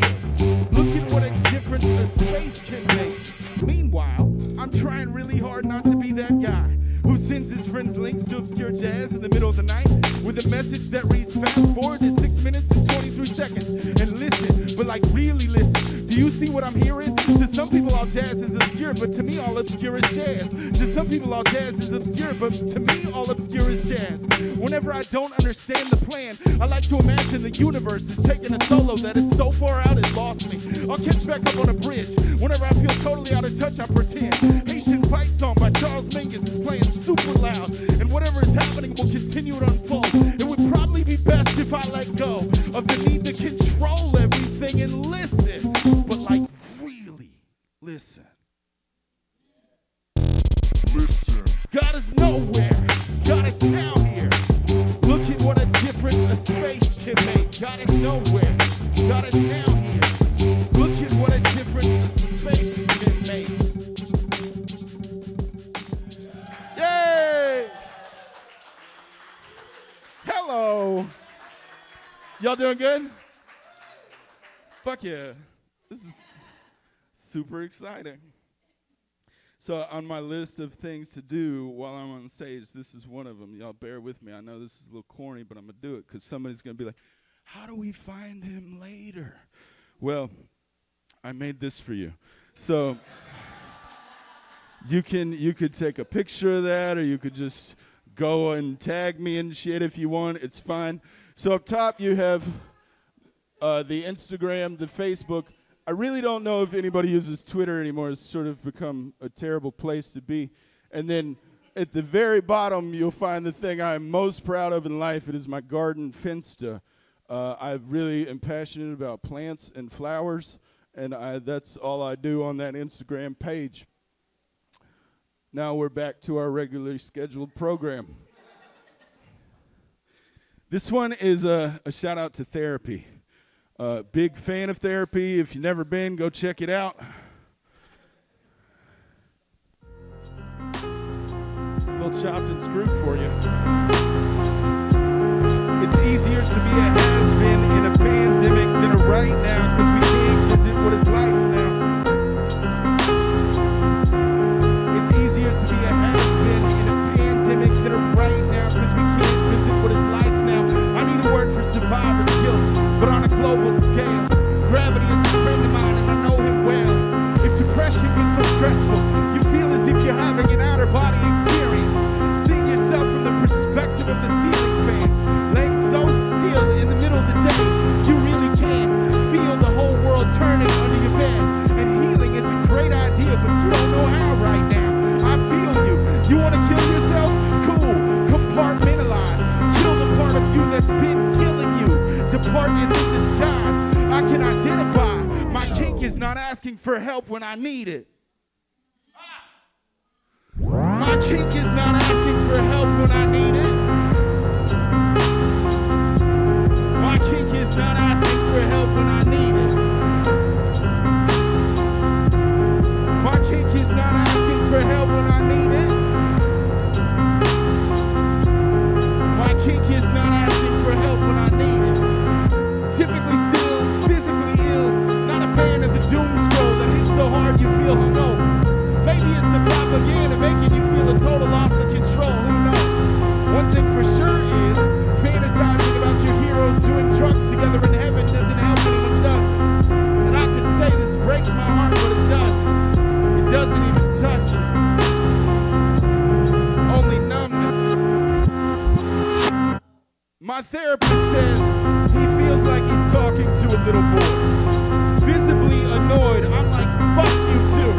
I wanted to be vulnerable, and now this man gerbil is owning me to my face for the cost of a copay. No, thank you. No, thank you. Next time I got some trauma waiting, I'ma eat a pomegranate and think about who could be more accommodating to my problems, maybe. Next time I got some trauma waiting, I'ma eat a pomegranate and think about who could be more accommodating to my problems, maybe. Next time I got some drama waiting, I'ma eat a pomegranate and think about who would be more accommodating. Well, I gotta make a list. Write out all my questions for my therapist. See what the shrinky pig thinks about the air inherent and where I'm at. But don't say it like that. Dismissive language minimizes the impact taking care of mental health can provide. And you can't repair despair while also attacking the healing process. That's not fair to yourself, and it lacks common sense. It's false hope to be like, bring on the shrinkle dinkle. I'm ready to steady my wiggle and expect to get legit results. You get out what you put in to get hardy instead of hating if you like broken and thinking adult. And I know part of you feel like chocolate pudding that can't congeal. But you can heal, you can solidify. You don't have to be a puddle if you don't want to. It shouldn't be this much trouble for you to love you. Quick revive is easier said than done, and you feel needier than anyone. Eventually you will succumb to what lungs do, and keep breathing and treat even. The smallest been there like it's a gift. You've never been great at giving yourself the space to take praise or accept kindness without minimizing it. You don't need a reason to exist, you just do. And if you knew what it took to get you in this body on this journey, you wouldn't be so quick to want to quit so awfully early.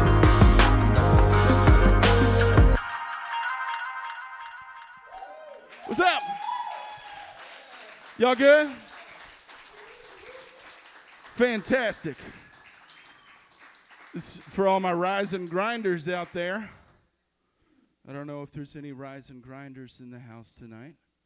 Maybe you've been on the internet in the past 2 years and you figure you need an LLC and a business that you don't know shit about. Y'all know what Tuesday is, don't you?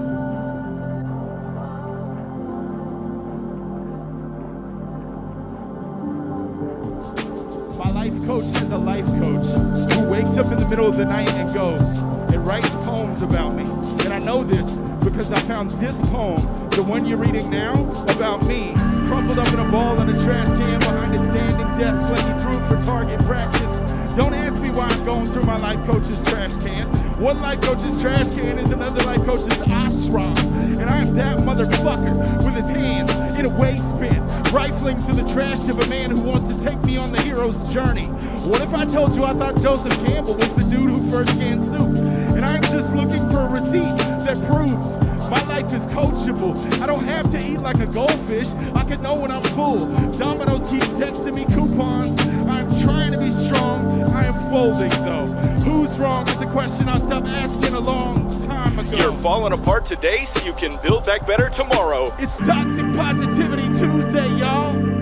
Gotta rise and grind and get your shine on even if you're crying inside.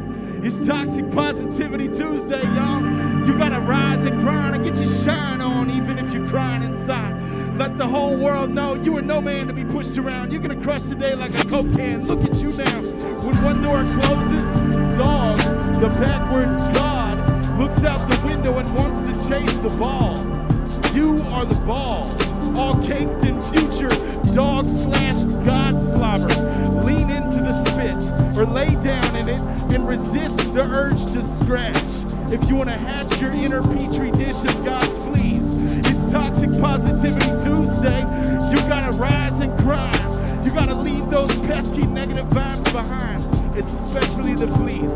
Fleas are very small, and if you do sweat the small stuff, wear a tracksuit so you look good, balled up in your dread and anxiety like a threatened spider.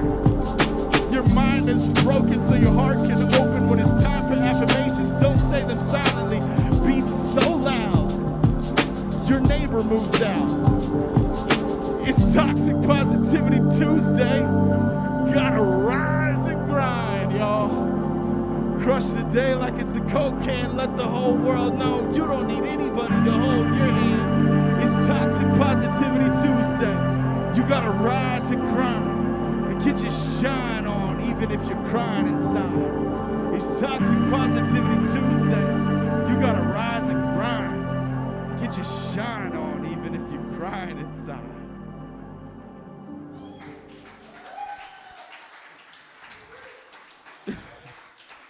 Y'all doing good? I know there's a lot of poets in the house tonight. You probably studied poetry. Maybe you went to a class one time or something. This is for you.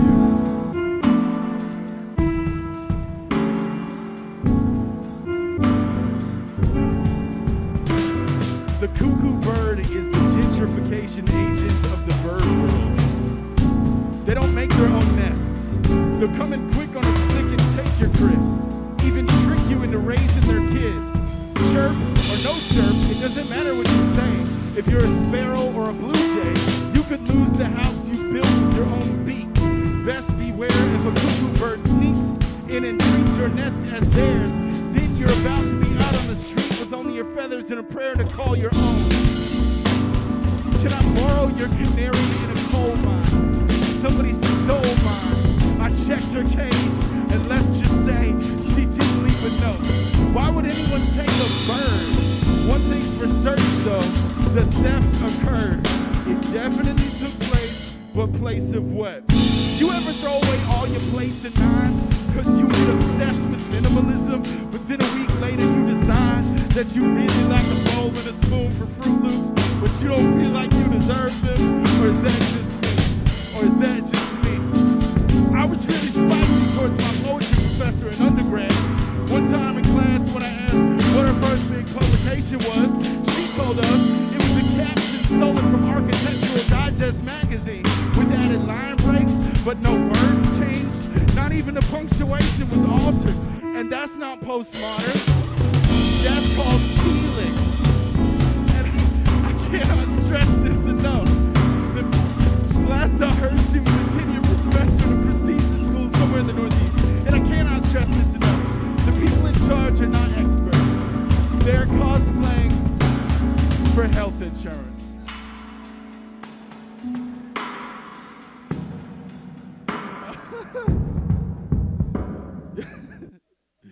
oh. Thank y'all so much. Y'all doing good? Okay. I got a couple more, but I wanna be like, I was a teacher for a while, so I do this sometimes in my shows, and this feels appropriate. Does anybody have any questions or comments or concerns, suggestions or input or feedback?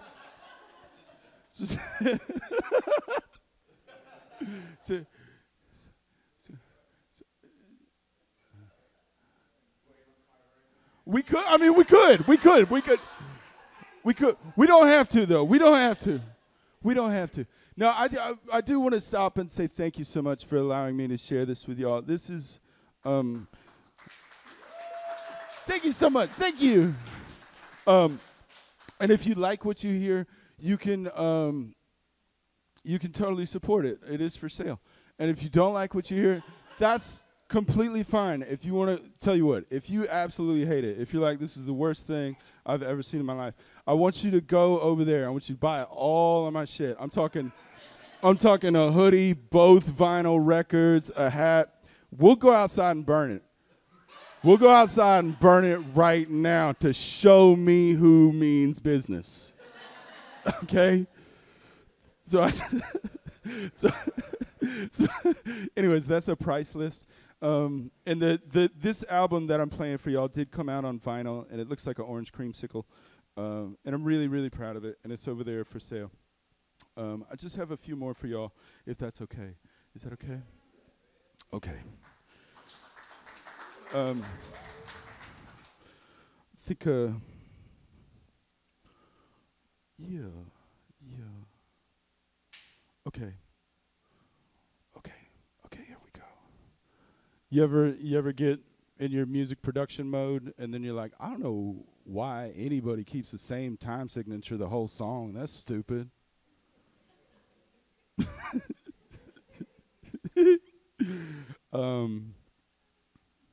I do that.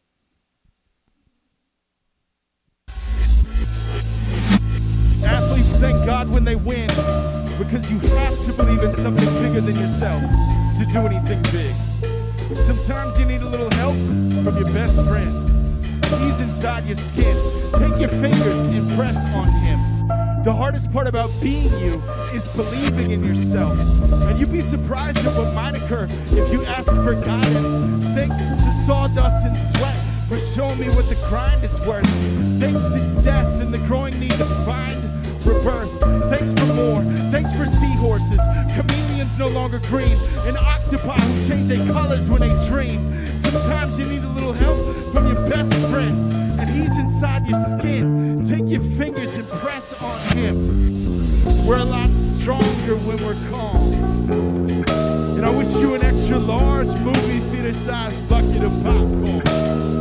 Life is alphabet soup, and you are over the canned tomato sauce, bobbing for apples, flipping pasta letters in your tongue like a boss. And I wish you lived the movie you want to watch, and I hope it has everything you want. So basically, imagine The Wire, but underwater. Picture snow crabs as spies, and penguins as cops. All of the animals can talk, even the seaweed and sharks can talk. There's passion and action and love and stop motion, animation, a sticky plot filled with dolphin private investigators obsessed with surveillance.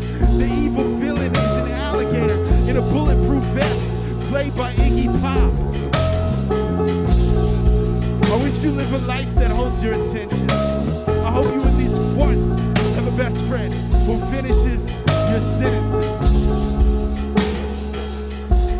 Sometimes you need a little help from your best friend, and he's inside your skin.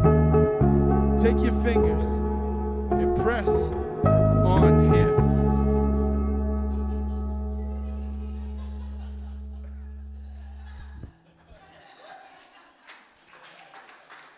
Yeah, that's it. That's the chicken fingers. Okay. Yeah.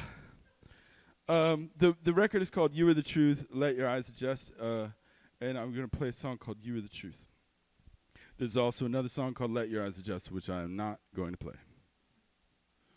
You'll have to find it later. Y'all doing okay? Okay. All right.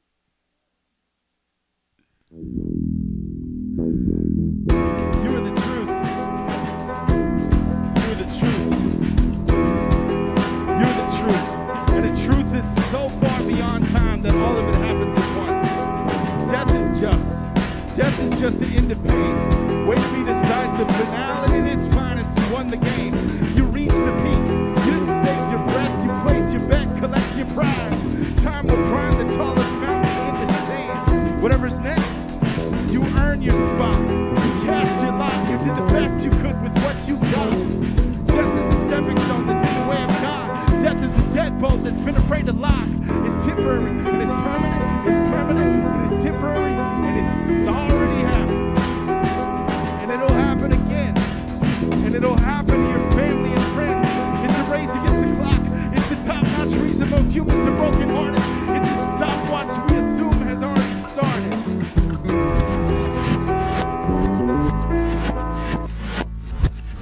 The other side is nothing but love and light and past and future. And past and future don't exist, or they exist, but at the same time, concurrently. And you can pick whichever seems more meaningful to lean towards. What is time but a question of trajectory, without a past and a future to reference? Always has no direction, but you do. And you are the truth. And the truth is so far beyond time that all of it happens at once.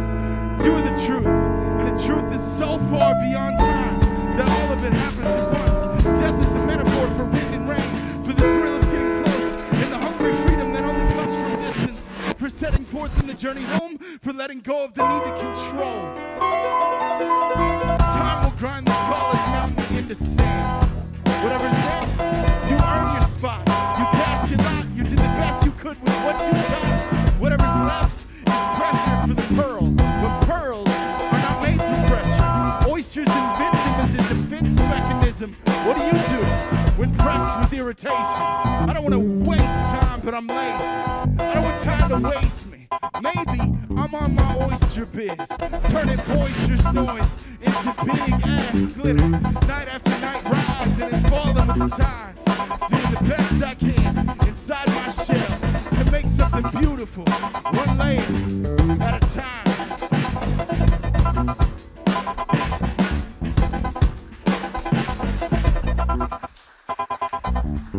Thank y'all so much. All right, I'm going to end on this one. It's a call and response. We're going to practice. It goes, I love you. I'll miss you. Be careful. Be careful. Are you ready? We're going to do this. We're going to go. We got to practice, though. We got to practice. I love you. I'll miss you. Be careful. Okay. This song's about touring, and it's on my older album called Aggressively Vulnerable. And I'm looking at my motherfucking screen, and I see it. I see it right here. I see it right here. Okay, so after this, what we're going to do is we're going to go over to that corner, and we're going to buy a bunch of stuff, okay?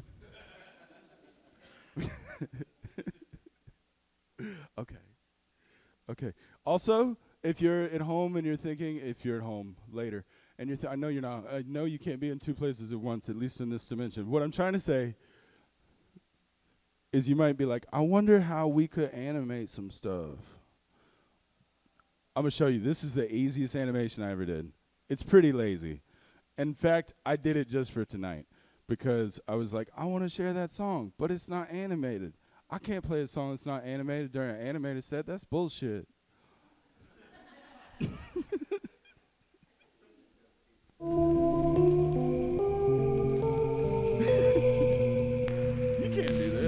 What are you? You can't do that. Easiest animation ever. I'm serious, too. So I get more love on the road now than I do in my own town. So I'm homeless. I don't mean I'm homeless. I mean I'm home, but less than I used to be. Have you hit that age where everybody you grew up with is getting married and having kids? Well, my booking agent just called to say he's kicking heroin and we're barely friends. Fear is an illusion and so is failure, but I wish I could have been there for him. Airports are where I feel most at home. It's there more than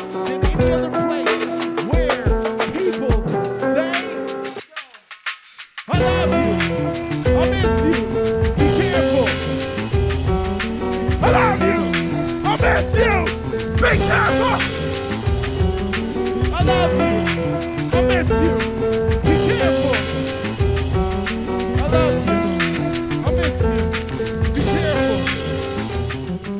I don't get mad. I make people disappear. It's a bad habit, but I've had it for years. Last calendar year, I lost more friends than I can count in this room. Disconnected I can get from my talented peers. Out here I'm sleepy. It's a peak after the gig. Doing the calculus, packing the car, see how it fits. My talent is cracking apart. Kansas City bound records is married tomorrow, and I don't have a place to sleep in this town. I don't have a place to sleep in this town. Who knows? Maybe you need to play a metal show in a basement in St. Louis just to prove you can do it. But to whom and who cares? Comparison is hubris. Why so you can pursue your truth? Be you and be ruthless. Even if everybody else thinks it's stupid, go do it. I love you. I miss you. Be careful. I love you. I miss you. Be careful. I love you. I miss you. Be careful.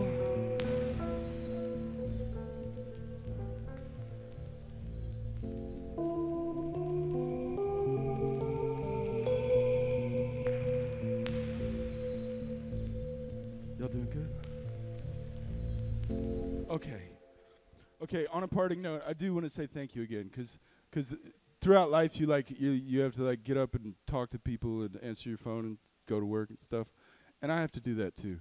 But this is my absolute favorite part of life, and y'all got to let me do that. So I am tremendously grateful to each and every one of you for hanging out with me and let me share my art. The stuff on the wall, a lot of it is processed from the animations themselves.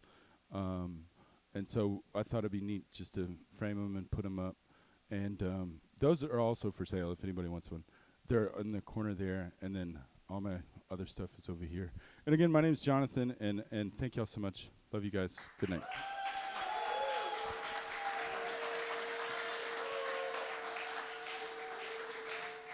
Give it up for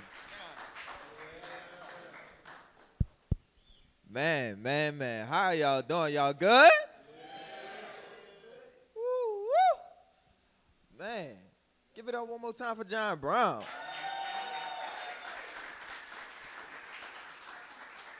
So what I want to do is keep this show rolling. I have a few more amazing artists in the space for you all.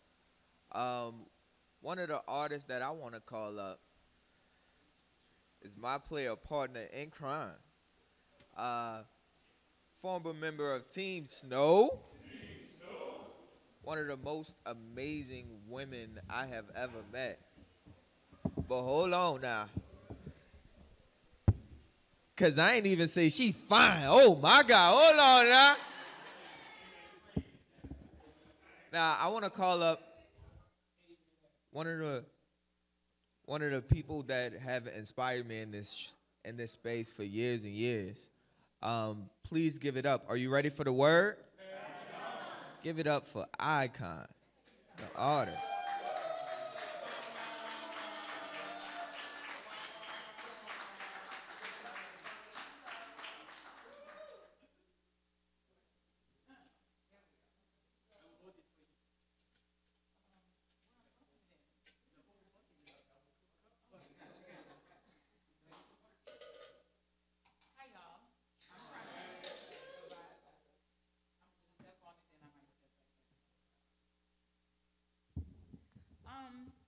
So thank you, first of all, to Jon Brown. Where's Jon? Jon, you the truth, honestly. Jon, I was just starting a poem. I don't write as much, I feel like, as I need to and should. And the other day, I started thinking about how I don't care for poets who don't write in their own voice unless they're telling, like, a fiction story. But you always write in your own voice. Like, this is shit that Jon Brown. We couldn't turn the ambiance back down. It's nighttime, I mean, and we grown, and we done had wine and stuff. Yeah, it felt like, kill them lights. I feel like I'm on a field trip if you keep the lights on. All right. So yeah, I'm not gonna say anything incriminating, but it is 4:20, so I don't know anything about poems right now.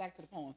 Yes, I will speak of those who lost what seemed like everything, but found something in the residue worth holding on to, even if it was just a memory. How they scraped up those memories and made more, took the scraps and made meals, made tradition, made an entire existence out of everything the devil tried to steal and steal, how it was always more than enough. Yeah, I will speak of those who know rough side of mountain, yet continue to climb over the rock and over the hard, who not only survived, but still managed to build a church upon this place. Those who still got a prayer and a praise flowing from the floodline of their lips, even when they've had to fight through scarce and surge just to be heard, just to be healed, just to be here. I will speak of those who know hell and high water, who know below sea level, but who also know heaven, who know holy, know hollow and hallowed be their names, know gutted out frame and filled up spirit, know fall down and get back up again and rise, no rinse and repeat, no left out to dry, but still know how to come up for air. No held breath and bellowed hymn like the ones we used to sing on Sunday morning after a baptism, you know, when old things become new and the body realizes that it is indeed bridge instead of burial, and that it is a grave not even one made of water could hold it down for too long. So I would not speak of the storm, nor the war, nor the injustice, nor the flood, nor the grave, but I will speak of those of us who made it through, who we continue to prove by our mere existence that we are indeed bigger and more powerful and more magical and more God and more God and more God than any weapon ever formed against us.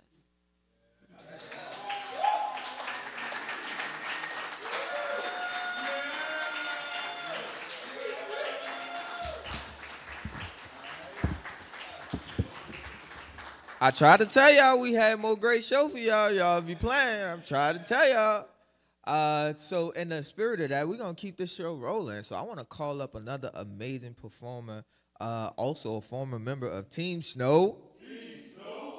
I want to call up one of the funniest poets I have ever met.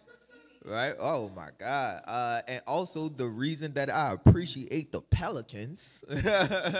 Please give it up for the talented. Are you ready for the word? Justin Lamb.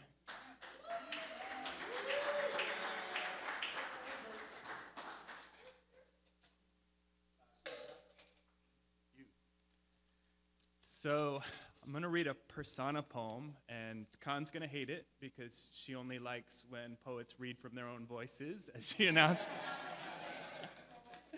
But I hope everybody else, oh, wrong poem. Keep random poems in my pocket. So sometimes for Mardi Gras, my friends and I dress as lesser-known sports stars of lesser-known sports.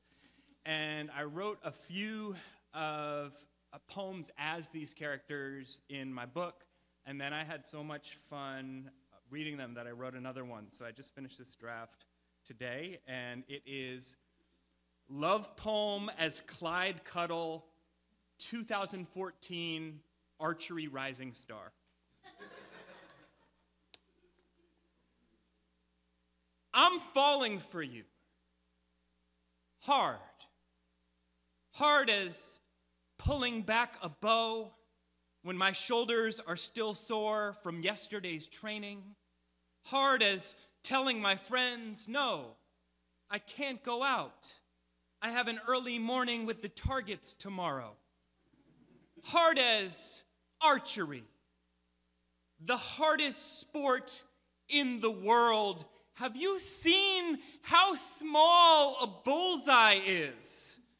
It's like this tiny yolk on a huge multicolored egg, and they just expect us to hit the smallest part every time. That's a lot of pressure. Something I try not to place on us with a label. Our spark feels too good to be true. Like when I was first named a 2014 Archery Rising Star, after my breakout performance in Hershey, Pennsylvania, and did not yet understand that archery greatness isn't as linear as an arrow's path, or that I picked the most difficult sport, one that couples the precision of darts with the velocity of a summer's tempest, a game with rules surely created by a sicko, the only possible explanation for why they made the entire target roughly the size of just one large pizza, and make us shoot from so far away, no matter what kind of day we are having. If they're going to make it that small, they should least let us stand as close as we want. Targets aren't the only thing I want to get closer to.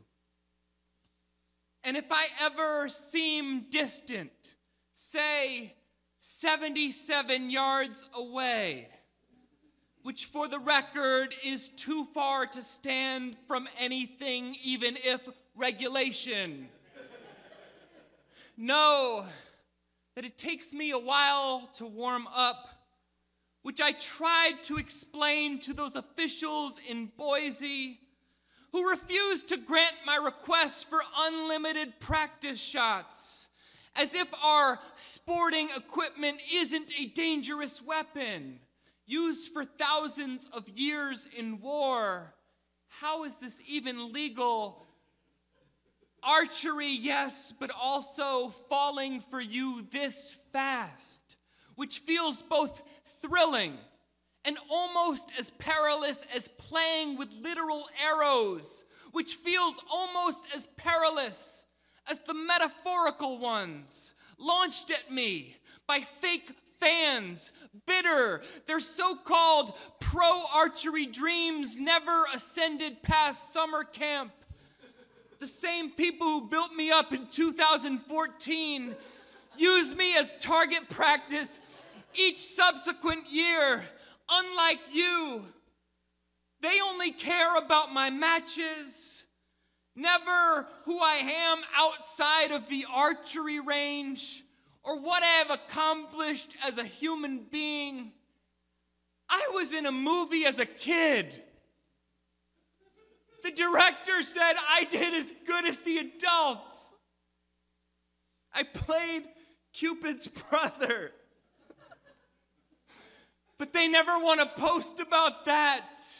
Only the match I forgot to wear my arm guard and burned my forearm so bad it broke skin. Or the times I missed the target on 12 consecutive shots, something they now refer to as the Clyde Cuddle. And some days I ask myself, is this worth it? Should I just give up? But then I remember everything that keeps me going, like you, and talking to kids about the importance of forearm protection, or how sometimes the struggle is worth it just for the possibility of what might await, even when you miss, and you miss, and you miss, and you miss, and you miss, and you miss, and you miss, and you miss, and you miss, and they call it a Clyde Cuddle. And the officials say you're never going to fall in love. But what is the alternative to never try? Bonnie, you know, I know the danger of applying labels prematurely. But you make me feel like a winner even as I carry this quiver full of failures. You make me believe the risk is worth it. You make me want to put on my forearm guard and give this a shot. Let us be a rising constellation of two. Even if Cupid misses, just know I have an in with his brother. Oh, you're in a relationship. Got it. Got it.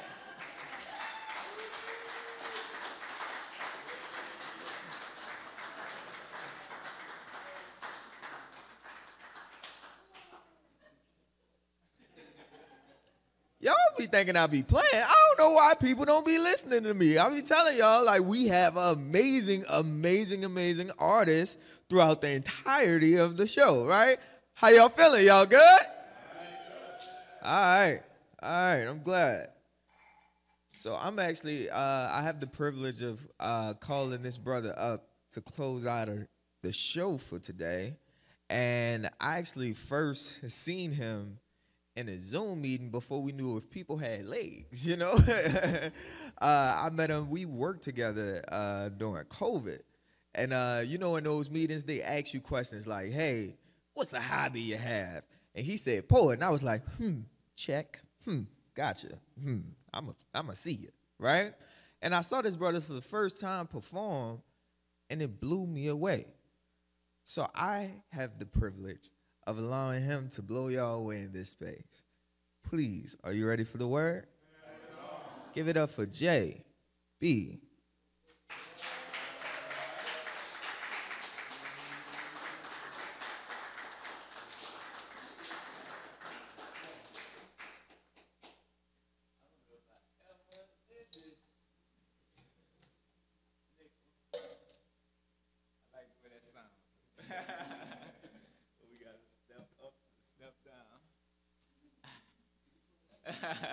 Well, it's good. It's good.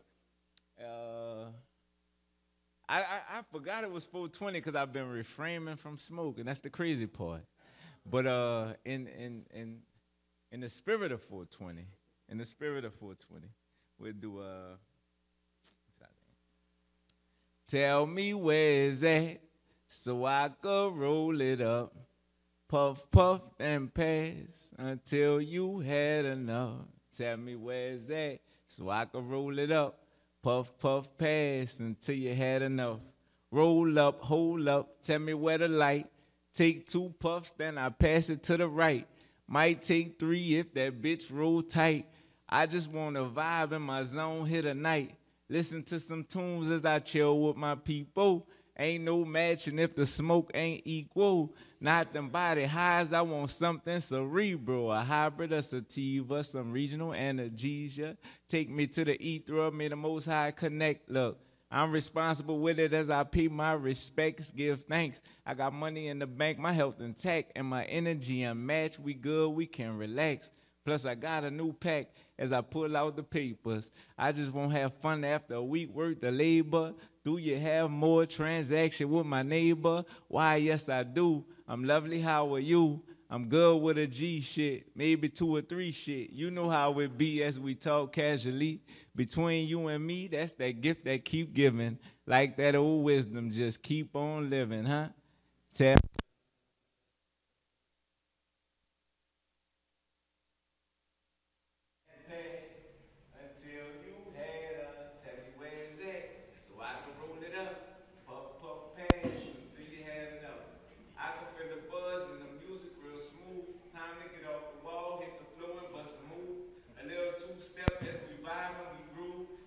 what you feel, you don't have nothing to prove.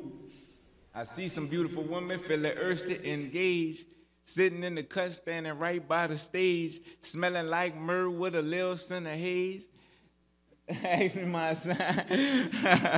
Ask me my sign, followed by my age. I said you read my mind, that we on the same page. I'm glad I came over. Sometimes it's hard to gauge when you're standing from afar. But this time I was sure it was your beautiful smile, followed by your allure. As I look into your eyes, I could tell your heart pure. She said, boy, you smell good. Do you have more? I reached into my pocket. Why, yes, of course. Started the process, finally twisted up. Then I took 2 puffs and I passed her the Dutch. She said it pulled perfect. You put the right touch. I asked her when she free, can we link up? She gave me her name, her number and such. I passed it back to her. She said she had enough. I gotta drive home and I don't wanna be stuck. It was nice to meet you. Make sure you hit me up. Plus I got work tomorrow. I just came to chill. I talk to you soon. I said God's will for real. Enjoy.